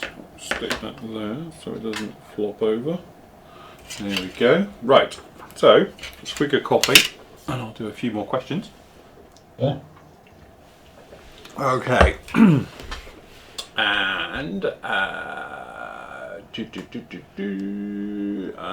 so yeah, you can do it in thingy. Okay, sorry, it's jumped around a little bit. Monsters, that was it, Dave. You're quite right. It was called Monsters, and they did a follow-up one, if I that I've seen as well. Which again, if you look at the reviews for it, it gets absolutely slated. I didn't think it was too bad either. And actually, it was directed by the guy who's doing Rogue One. So there you go. Can't be all bad. Okay, Ralph says, Phil, the mooses wouldn't ship well, but here's the recipe. Crack in. Okay, I'll cut and paste that out later. We'll have that. Poke a hole in the brownies and fill with butterscotch. Oh my god. Jeez. Cholesterol. Good stuff. Oh, got to be done, isn't it? Okay, so that's that one. Right. Okay, John says, happy Thanksgiving to everybody in the USA. I'm enjoying watching the build on my phone. Unfortunately, I work in the healthcare field, and this is my year to work. Phil, if you finish the X1 early, you could build the giant mortar tube. What I'll do is I'll put up a bit of a vote for this one. I will put, because this is going together, to be honest, pretty much even quicker than I thought. Yeah. So yeah, I could. Yeah, we've got the mortar. I will put up 3 or 4 quick build jobs, and then you guys pick what you want me to do, and we'll do it. But yeah, I could do the mortar tube. I was just disappointed it didn't come with a crew. I thought you'd get the crew with it. Okay, so anyway, Krista says, this is why I love the Tamiya's sharp-pointed side cutters. So it's the NS2 NR74123s. Look very nice, very sharp on the ends. Yeah. And as you say, you can get right in those little areas. I'm quite a virgin when it comes to cutters, because for years I just used my own scissors, and you might notice I still use them all the time. Small parts, offer sprues, photo etch, all those things like that, I still will go back to these little guys, because my point on those is probably even finer than them. And they're great for doing that type of work. It's just now sprue cutting, especially with the Bandai stuff. I noticed the Bandai plastic, it's quite rough. It's quite it almost carves it instead of slicing, and it worked a treat with them. But yeah, you're good. You can get nicely into positions with it. And again, as you say, there's no stress on the sprue, and that is the difference. When you're cutting with scissors, sometimes you get an up and down pressures different. With side cutters and things like that, it's an equal pressure. Yeah. Lewis says, happy Thanksgiving to everyone. Greetings from California. Question to everyone. Well, can't do Steve, he's in the loo. Have you guys ever used a metal paints range from Ammo? If so, what do you guys think of them? To be honest, no. I didn't even know they did one. But as I say, Ammo's paint range, it's quite new and filtering in, and I've only used one MIG. Yeah, they relabeled Outclad. Teddy's got his earpiece in. I know I could hear you downstairs when we were in the bathroom, but yeah, they've labelled Outclad's paint. Yes. Yeah, that's it. It's basically the Outclad range with a different label on it, right? They're kind of working together. So. Yeah. So there you go. In that case, yes, I've used them. I don't mind Outclad, don't get me wrong, and I've used Outclad for years. Was my staple. I had pretty much the entire Outclad range, but as I used it up, I never replaced it, and I moved on to other things. And to be honest, that was in the days when it was back in the day, and it stinks and smelly, and I tried to move away from all the smelly stuff. Now I'm back to them. But yeah, at the end of the day, Outclad is great, but you need to work out what works best for you for spraying it. Personally, classic example, AK this morning, when I was spraying the weapons and all the rest of it, I'm at maximum air pressure, hoofing this stuff on and just left it to dry, and it dried beautifully. That's why I love the AK stuff. Outclad, you have to sort of mist it on, like coats, build it up, and everything else like that. So that's the only thing to it. Say this stuff, just chuck it on and job done. So yes, but no, I haven't tried any of their colours. Have you tried their colours? Because they do colours as well now, don't they? The actual lacquer colours. They actually do a range of Ammo stroke Outclad colours as well now, apparently. So, but I haven't actually tried those, so I'm not too sure about them. Yeah. Okay, so Landon says, hi guys, just wondering if you guys can give a little tutorial on tinting canopies. I'm wanting to tint my F-16 with a smoke colour, and when I airbrushed Tamiya's smoke thinned, it really looks foggy and not see-through. How do you guys get clear and able to see through them with no fogginess? Thanks again, loving the builds. Me and Steve did this a couple of weeks ago when we were working on the dolphins. We tried a couple of different techniques and we come to the conclusion that it was just easier to thin the colour, so in your case smoke. We used lacquer thinners and just sprayed it on, and away you go. Then afterwards you can dip it as well, because that will improve the clarity again. But we literally just ended up doing that with it, wasn't it, Steve? So yeah, you self-leveling thinners. Yeah, self-leveling thinners. The more thinners you use, the less of a tint it'll be. Yeah. The thing with it is, because also when we were doing the windows for the helicopters, they're flat or flattish. When you're doing a complete curve like that, it is that thing where you would thin it with self-leveling thinners, and I would build it up very slowly, layer after layer. So you put a small little smoky layer on, a lot of thinners, well mixed, and that will give you a tint. And then depending on how heavy you want that tint is, you would just keep overing it and building up the layers, okay? And just generally taking your time with it. But obviously the smoke will work, or any of the clear colours will actually do the trick. The trouble that you get is when you're trying to put the metal tint on, like we were saying, like the Raptors have and things like that. That's a totally different ball game, because we can't really work out the best way of doing that one, because as soon as you put a tint onto it, it just makes them go gold, and you lose all the colours from it. So from that point of view, it's pretty tricky stuff to work with.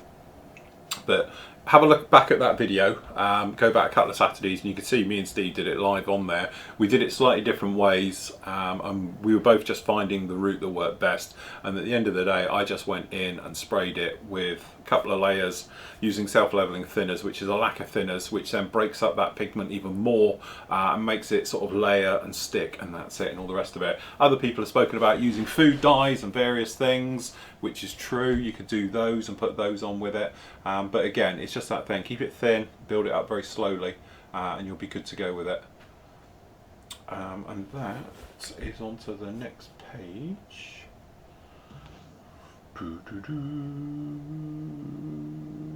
Oh, Lewis is on about the acrylic range. Again, yeah, I have used them, didn't get on with them.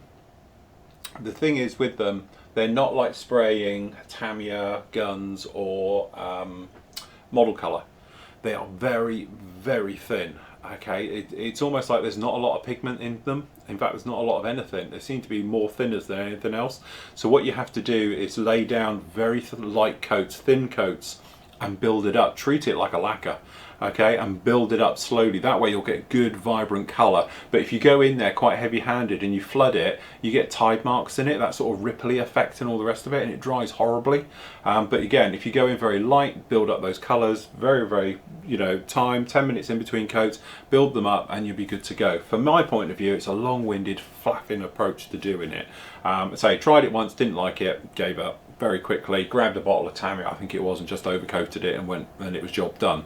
But again, it's that thing of training yourself and knowing how it works and how to use it and everything else like that. You've tried them, haven't you, Steve? The MIG normal acrylics? Yeah, I've tried them. They're too much hassle for me.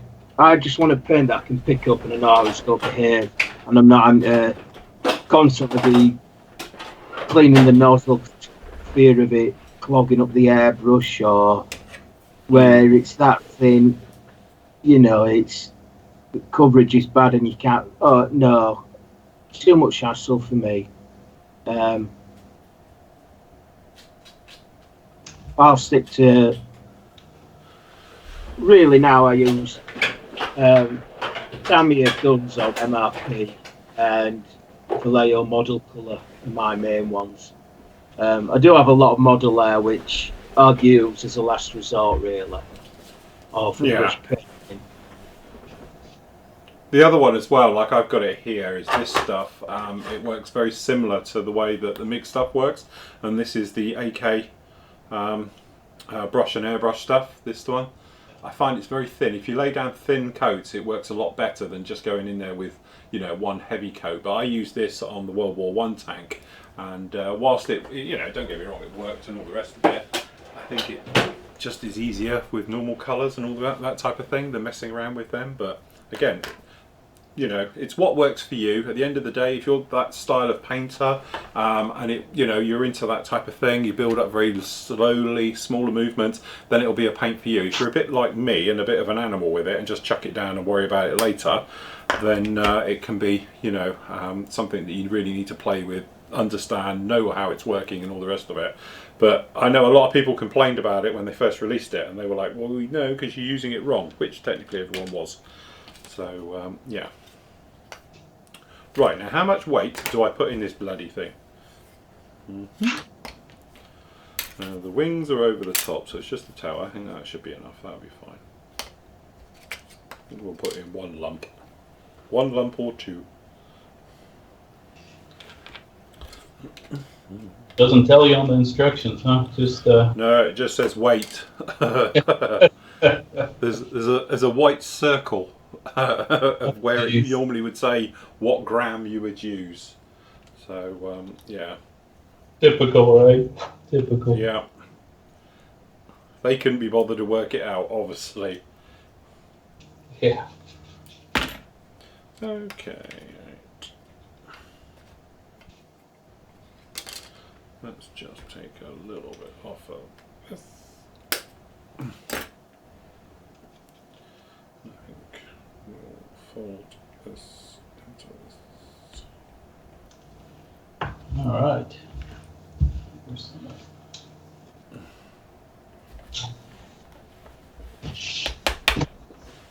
Right, extra thick super glue of something I've got loads of.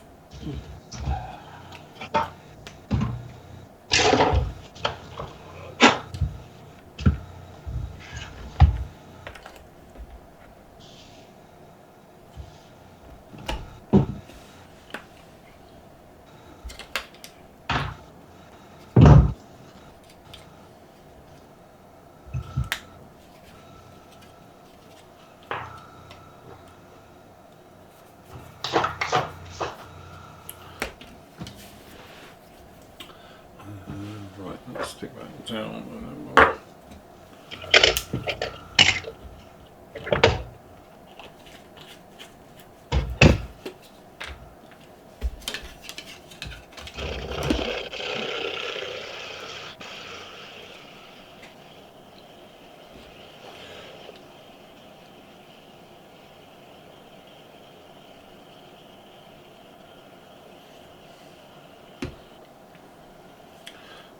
okay, bit of that down in there.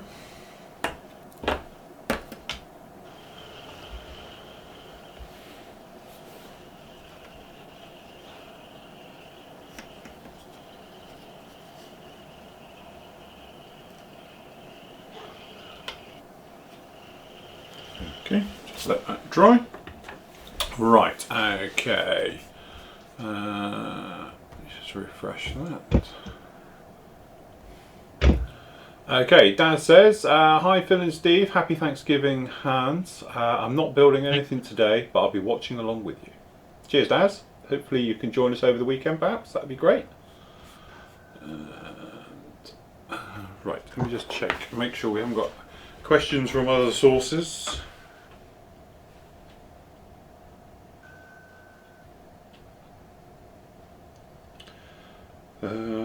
Question, hi Phil, how's the marathon going? Going okay, just starting. Okay.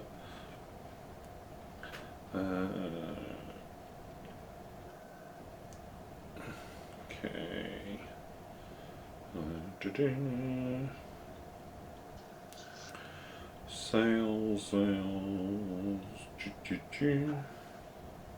Hi Phil, new camera is great, love it, keep up the good work, thank you.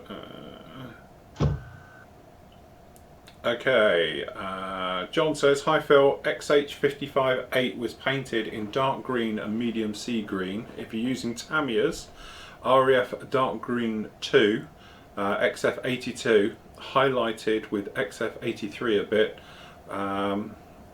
XH558 was painted the old colours minus the light aircraft grey, but in wraparound and in gloss, like the MR2 Vulcans of 27 Squadron. So the old colours wrap around as I painted XM575 with X1426 touched up XH558 at Bruntingthorpe.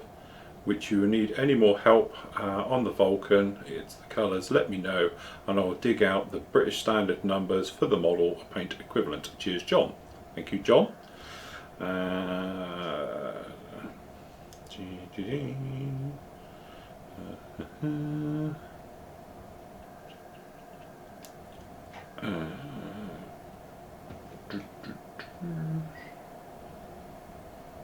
Right, Peter, you're having trouble getting in the forum. Have you registered for it?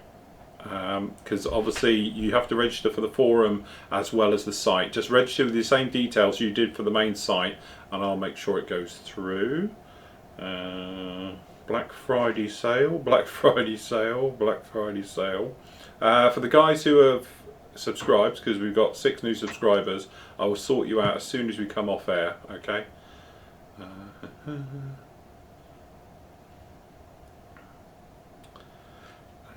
Okay, that's an order that I've got which won't be till me until the 24th of March, that's good. Speedy service, as you can see. Okay, the rest of it I'll take care of during the break.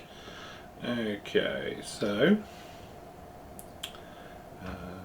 let me just make sure anything on the Facebook page. 1 second. We're all clear on that one. Good. Okay. Hi Phil, this is Steve enjoying the show. Thank you, Steve. Love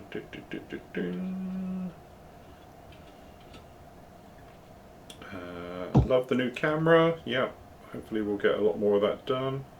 Okay, I think that's about right. We're pretty good everywhere as far as I can tell. We're all up to date. Okay, what have we got? Oh, I've lost my mouse. Where's my mouse? Come back. Oh god. Right, okay. So let me just refresh that. Right, Ian says, hello me again. Just wondering, Phil, when are you going to build the 132nd trumpeter A10? You might have said it and I might have missed it. Also, any update on when the new AMK Tomcat will be released? Looking forward to see what you do with these two kits. Right, well the trumpeter A10s is our big build for next year. It's our first one for next year, to be honest. So we're going to be doing that one. When did it start? First, second, third of what? Or are we for January? January? Yeah, beginning January. Beginning of January, we're starting that one. So Steve's doing it with me. Hans is doing the frogfoot in a very nice digital camo and everything else. So yes, it will be a big thing. But as I said, we didn't want to do it just as a speed build type thing, doing one of these. We wanted to do it for an overall, you know, sort of warts and all job. So it'll be a full-on build. Literally, I've got tons of aftermarket for it now. Thanks for the guys who keep sending it to me. So yes, no one else thought it'd be Black Widow. Hey, you lucky. No, I would have liked the engine set, but I think I've got the cockpit and big head, so I'll stick with that. no, I can give you an engine set. I think I can do you an engine set because one of our members, I'm sorry, I can't remember who it is. I really ought to keep the names with them. Has sent me the little known 4-engine version. Oh, cool. So I have got a spare set of resin engines for it. They are exactly the same. So yeah, I will send you up a set then because I. Oh, brilliant! But yeah, I'm looking forward to that. I've got some day calls. Do the rattlesnake? Is it the hawk? I forget which one I've got. Yeah. Um, Funny enough, mine will have a shark's mouth on it. The Sierra Hotel. Sorry? Is that the Sierra Hotel engine set out of the US? I think it is, yes. Yes. Yeah, those are pretty nice. Very nice. I must admit, I haven't really seen them before. I had a good look when they first turned up. And it's beautiful casting on them. Really, really nice. So, but they didn't come with a box or anything. They just came loose. So I'm not sure exactly whose they are. Yeah. Right. so you're going for the camo version? Or I'm going to go grey this time. Yeah, no, I'm going to do grey. I'm going grey. Yeah. I don't know, I just think it looks nice in grey, especially when you do the panels, weather it up a bit. Yeah. It's really nice. Yeah. Because I've got one above me which is in the camo, so I thought this time we'd do the grey scheme instead of the sort of Euro 1. I think it looks nice in Euro 1 anyway, but I'd rather do the camo, the grey version than the camo. Okay, so just trying to marry up our halves. Obviously there's no ejector pins, locating pins in this, so it is a case of using the force. I'm trying to get it so the bulkhead fits. And I think it's definitely right to put the instrument panel in first. Right, how is this going to work?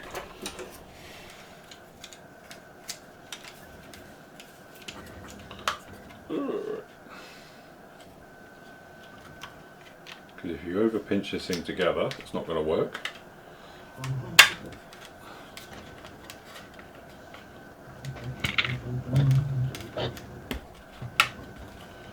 Okay, tails together,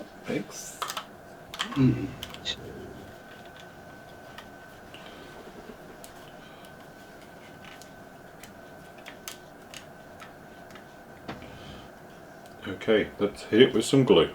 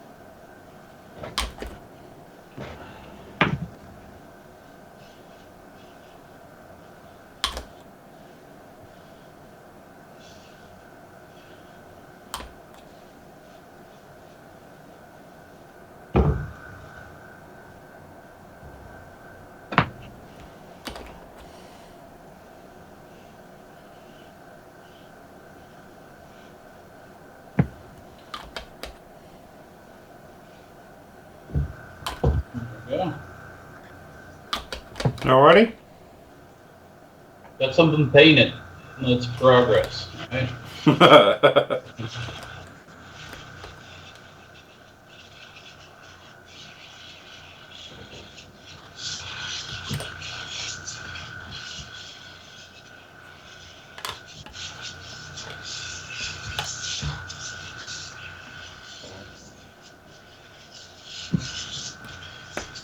It's not a good sign, my lead weight's just come loose.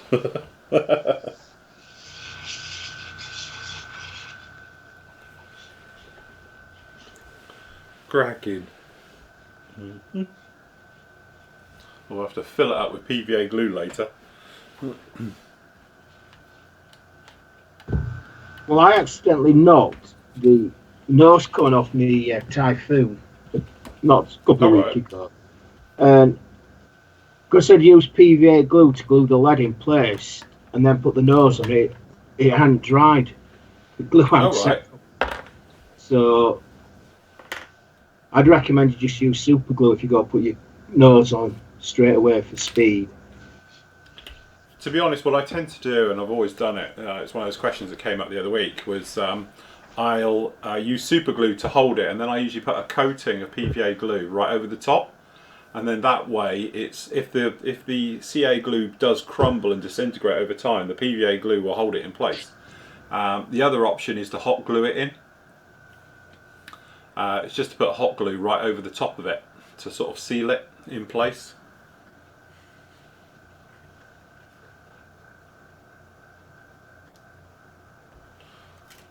Okay.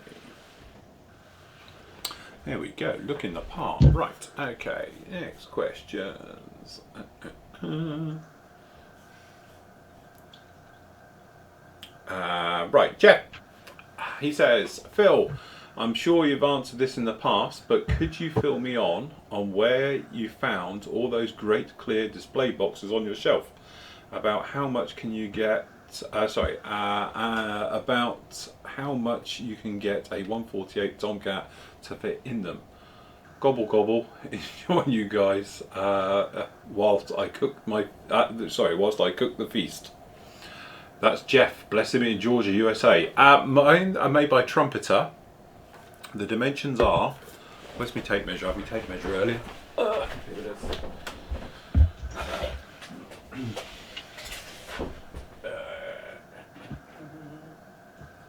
32 by 28. They're 32 by 28 centimetres by about, I don't know, what, 15 tall? A bit more, maybe. I've never tried to get a Tomcat in one. The trouble with the Tomcat is they're quite wide at the back, so I don't know if it'd fit in the corner. I don't know if you'd get a Tomcat into that. I've got a Tornado in there. That fits, just literally. Jag fits no problem at all. Lightning in there. I've got a Sea Vixen in one. I've got an Osprey in one as well, with all the rotors sort of 45 degrees in there. That all fits in there as well, no problem at all. I don't think you would get a Tomcat in one though, to be honest. Never tried it, but I'm just thinking about it. I think it would just be a little bit too big for a Tomcat to get in, purely because they are so wide at the back end. Even though they go to a point, you know, yeah, don't know. I haven't got a Tomcat here, to be honest, to check it. Yeah, I think you might struggle with a Tomcat in there. Never tried one. But cost-wise, again, if you wait for like Creative, they tend to sell them. They're about, I don't know how much they are right off the bat. We'll have to check. They have a sale every now and again. You can pick them up for around about 15 quid each, and that means they're really cheap. And what I did last time they had them on half price, I bought 6, I think it was. How many have I got now? 1, 2, 3, 4, 5, 6, 7, 8, 9. I've got 9, but 2 of them I've had a long time now. But yeah, very handy things to have because they're 100% dust free, which is one of the few things I have because even my glass cabinets get covered. Enjoy your turkey. Glass cabinets. Don't know if you've noticed, Facebook have a marketplace now where you can buy second-hand stuff. Yeah.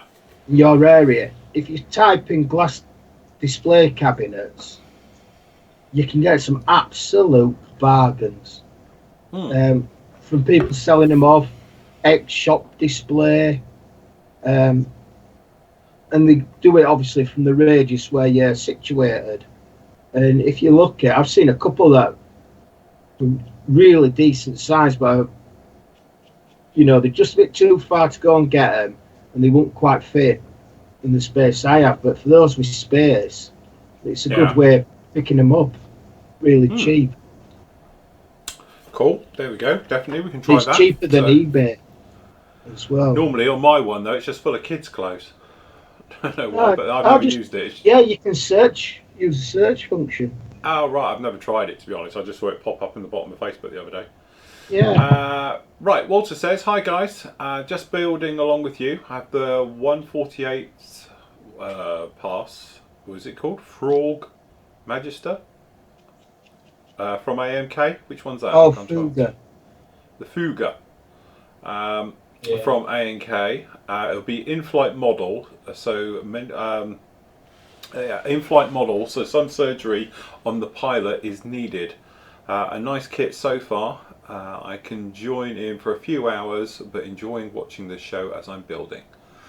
Keep up the great work. Thing is, I think that sounds horrible, but I cut their feet off as a rule to make them fit in situations like that. Yeah. No one will see it. Nice scratch workers around the engine, the cockpit as well, with the wiring and everything else. Some nice work there. Fantastic.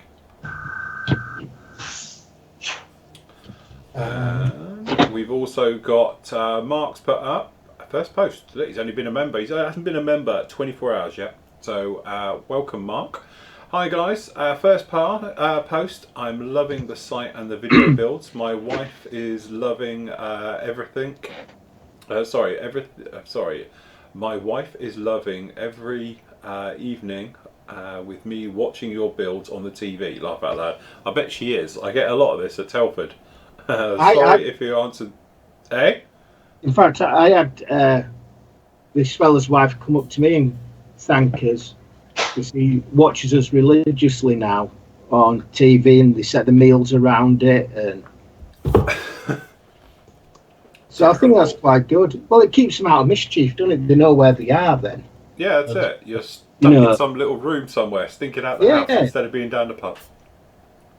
Have any of you built the Hobby Boss M1070 with the trailer tank transporter? As the tyres are a big part of the build, and what is the best way of making them look realistic? Looking to build with you the Tamiya Abrams as a diorama. Steve, you've done it, haven't you? Is that there's a build thread on the forum. As with all vinyl tyres, your best way is just to give them a sand. Depending on the cost of the sanding stick, the more damage you can do to the tyre to make it look older. But just give it a good rub with this medium sanding stick and scuff them up.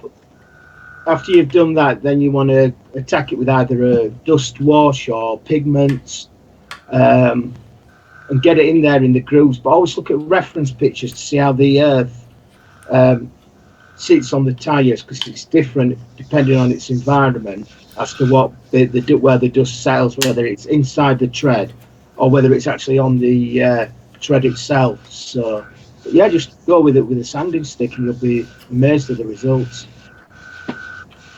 Then you won't have to paint. Yeah, as I say, we ought to do a little video of you doing your tyres, because you get asked that one a lot. So yeah, that'll be one for the thing. Right, no, yeah, no way, this isn't Telsa. Right, finished. Right, the wings are going to take a bit of work, I think, to get them on. Is it supposed to be anhedral? Probably not. Right, okay.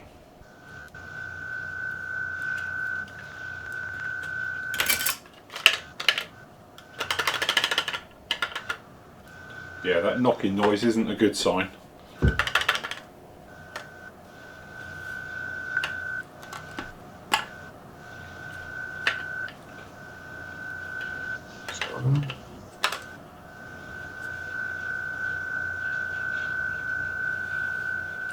Right, let me just do a test of the cockpit blast just to make sure that fits in.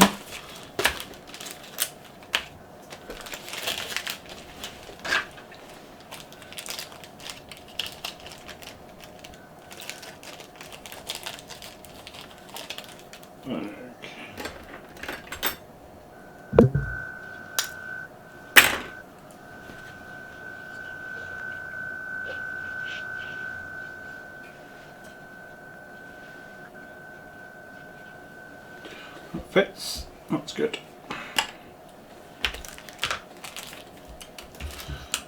Okay.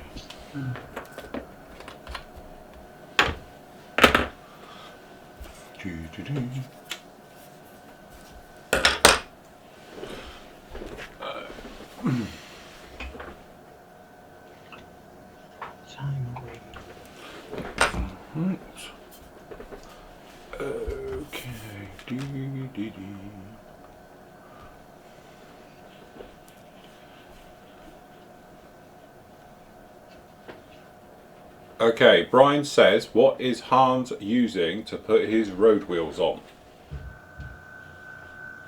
Putting my road wheels on. Is he talking about the Tacom kit?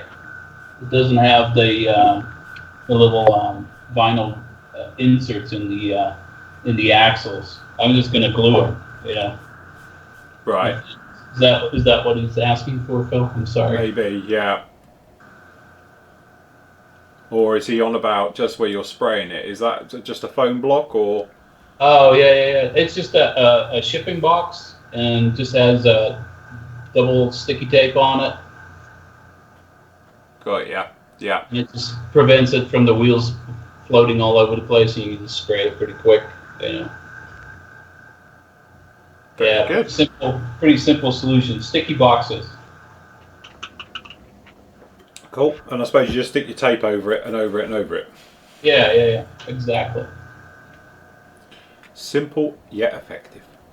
Okay, Jimmy says, hi guys, just got home from work and starting my build. I'll be building the Bandai BB-8 and R2-D2. The question is, I have about the orange on the BB-8. I have Tamiya X6. It looks too bright to me. What colours would you mix to get the closer to the real thing?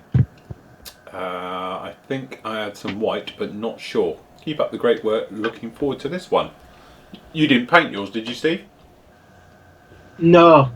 BB-8 I didn't paint. R2 I painted the silver. Yeah. Touched up the blue in places, but apart from that, no, I just put a kind of a thin wash over BB-8 just to grime him up. I think I did on R2 as well, just to add a little bit of grime to it, but You know, I could have done a lot, really gone to town on weathering them. But I just put a quick wash over them and put them in display cabinet. Yeah, I think the Bandai colours tend to be pretty good. They tend to almost be there. If you do want to obviously redo it and all the rest of it, just be careful about adding white to orange, because otherwise it sort of lightens it. I don't know, not the right way in some ways. I'd be more inclined to add something like a bit of a buff to it or something else like that, or just like an off-white. Because if you do it to white, it's going to take it sort of creamy orange. Where is he? Where's mine? Yeah, he's an odd colour. I don't think he's charged. Hold on.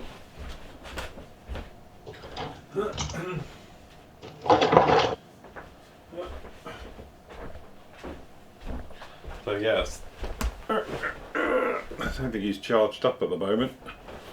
I'll fire him up and find out. But yeah, it's a funny sort of orange colour on these guys. I don't know quite the best way of doing it. Maybe a tiny bit of grey into it. As you say, it's not like a bright fluorescent type orange, and it's not like a solid orange. It's more of a a sort of that funny colour. I'll just see if he's charged. Hold on. I don't think he is.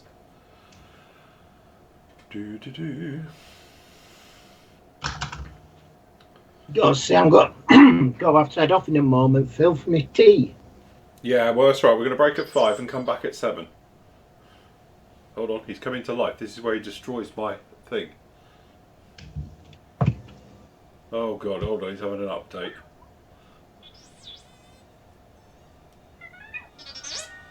He does talk.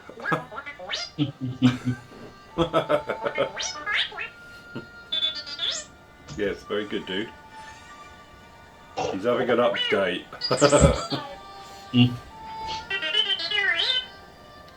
62, 60. It's amazing how he's doing a firmware update whilst we're all live on air and doing everything. Jeez. That'll throw the system. Right, okay, hold on.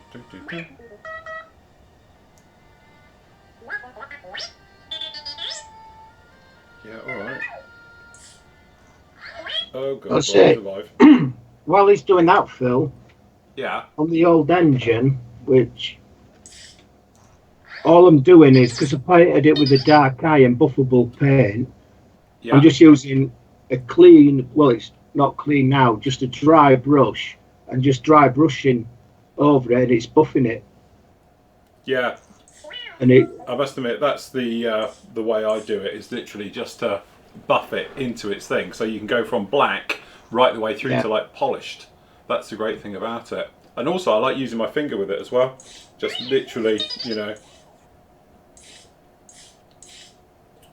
right, just a bit. okay, You have to be careful. This is a wiring harness, so you don't lift that off.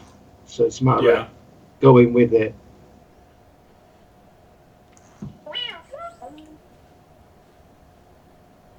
right, okay, hold on, let me just try and get BB-8 to sod off that way.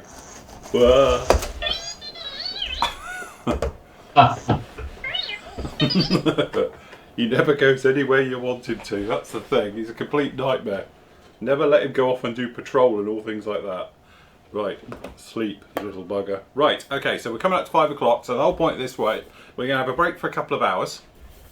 Some food, various bits and pieces. Then the idea is we'll be back at 7 and run to around about 9 or 10. Okay, and then tomorrow we'll be back at 1 o'clock and then run round again. So that's the idea to it as we make our way through the entire build. So if you're in a position like I am, which is about perfect for me because this can be drying now, and then tonight what we do, we come back and I'll start working on the gear and all the various bits and pieces for this one, and then overnight it can dry, so by the morning we'll be hopefully into primer, sanding and everything else like that, and we can really push on with it and make our way through. So if we have a look round at everybody else's great work at the moment. Okay, so if you are, quick everyone, update your pages. Where are we? Full scale, here we go. Right, okay, and a quick look-see. Okay, so Michael literally updated his 8 seconds ago. Looking good, no problem again. Starting off with the light grey. Yeah, nice. See, I take it that's 3D printed. Still trying to work that one out. Got a Is very it a 3D good, print? The very thing is, good- I'm trying to work out, is that a 3D print or is it actually a resin cast off of an original patch?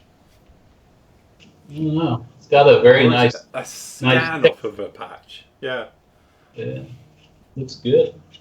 So anyway, background done, and then as I say, it's working through with the colours, looking really, really good, coming together really nicely. That one, Michael. Well done on that one. Okay, so then we've got Rob, who's probably finished it now.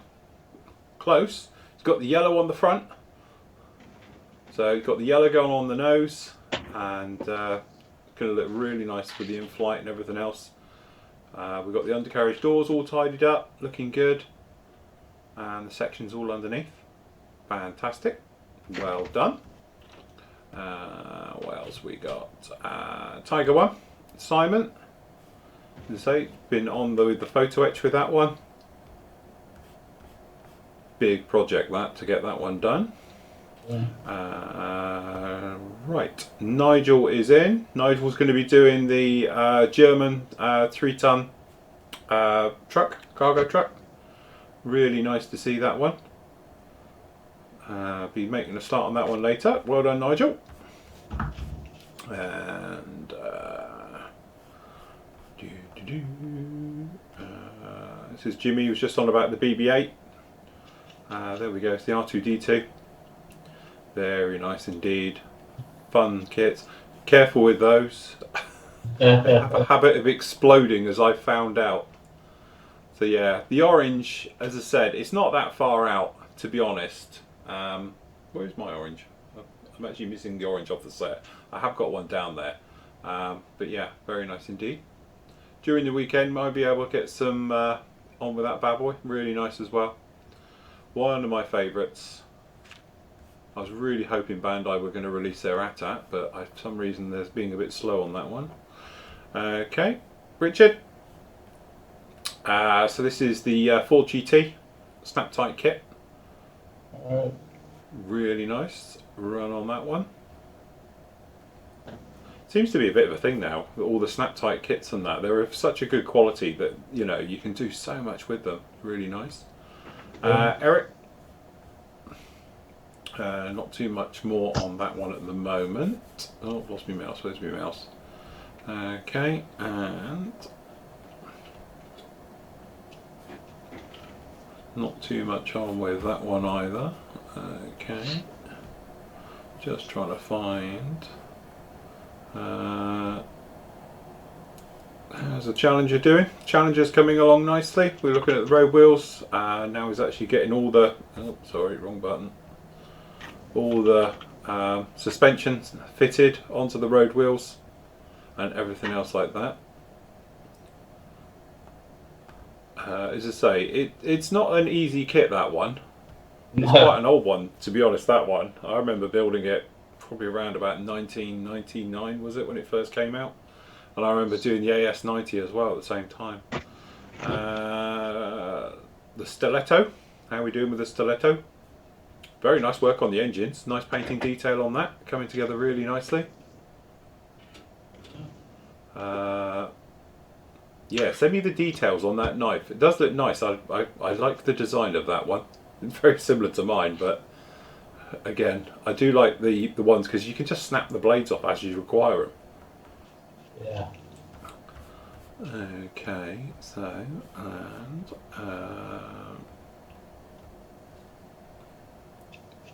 Colin, moving on with the train. So he's actually got the bogies are done there underneath for the wheels. I'm working on the upper one on the main body, all the little bits and pieces being added onto that one. Really nice job on that one, come along really nicely.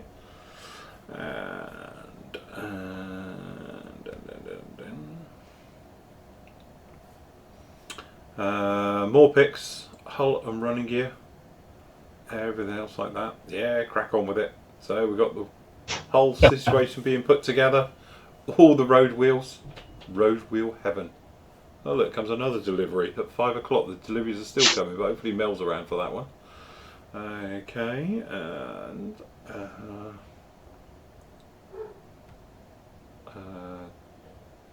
Jag Panther, again, coming together as of 5 minutes ago. Really coming in there. Actually, it's coming together really nicely, but then they do come in really well, those Tamiya kits. Yeah. Really nice on that one. Well done, guys. It'd be interesting when everyone starts getting to the painting stage and the various things. It'll all start to come together really quickly then. Yeah. Paul? Just about to. I've got Labour number 20 wants to chat with you. Oh, right, okay. Can you spare 2 minutes? I can, but I'm on air at the moment. Sorry, she thought I was off air. Yeah, we got... sorry, which one was that? That's Paul working on the truck. Nicely laid out look, all in his little bins and everything else like that. That's all good. And after truck. And last up, we've got the Scimitar again. You're all at roughly the same stage look. So you're all in road wheels and suspension struts and everything else been fitted on. So that's really good. So there we go. Right. Okay then, guys. So what we're going to do, we're going to call it quits now for a couple of hours. Sorry, wrong one. There we go. That's where we want this to be. All right. So what we're going to do, we're going to have a break till 7. We'll be back on with you at 7. There'll be a fresh page to start up and you can follow us and all the bits and pieces like that. And we'll have a good run through tonight and everything else as you want to go. And then what we'll do, we'll unlock the question bit when we get going so it's all fresh and everything else like that. So join us again at 7 o'clock and we'll be back with you. So that's it. Tools down, everyone. Mandatory break. I don't want to seem to be a slave driver. Are you going to be back on it in a couple of hours, Hans, or are you having a break for a bit? No, I'll be here. Anytime, just ping me and I'm online. So right, okay, mate. No problem at all. You all right, Steve? Are you going to be ready in 2 hours, Steve? Yeah, I'll see. About later. I might let Hans do the evening shift, and I'll do the morning shift. All right. Morning and afternoons. All right, no problem at all, mate. Whichever's easiest, just shout and we can drag you in. Yeah. All right. Yeah. Okay. Right, okay then, guys. Thank you very much. We will see you all in a couple of hours. So join us back at 7 o'clock, and we'll carry on with it. So until later, everybody. Happy modelling. Take care. Bye bye.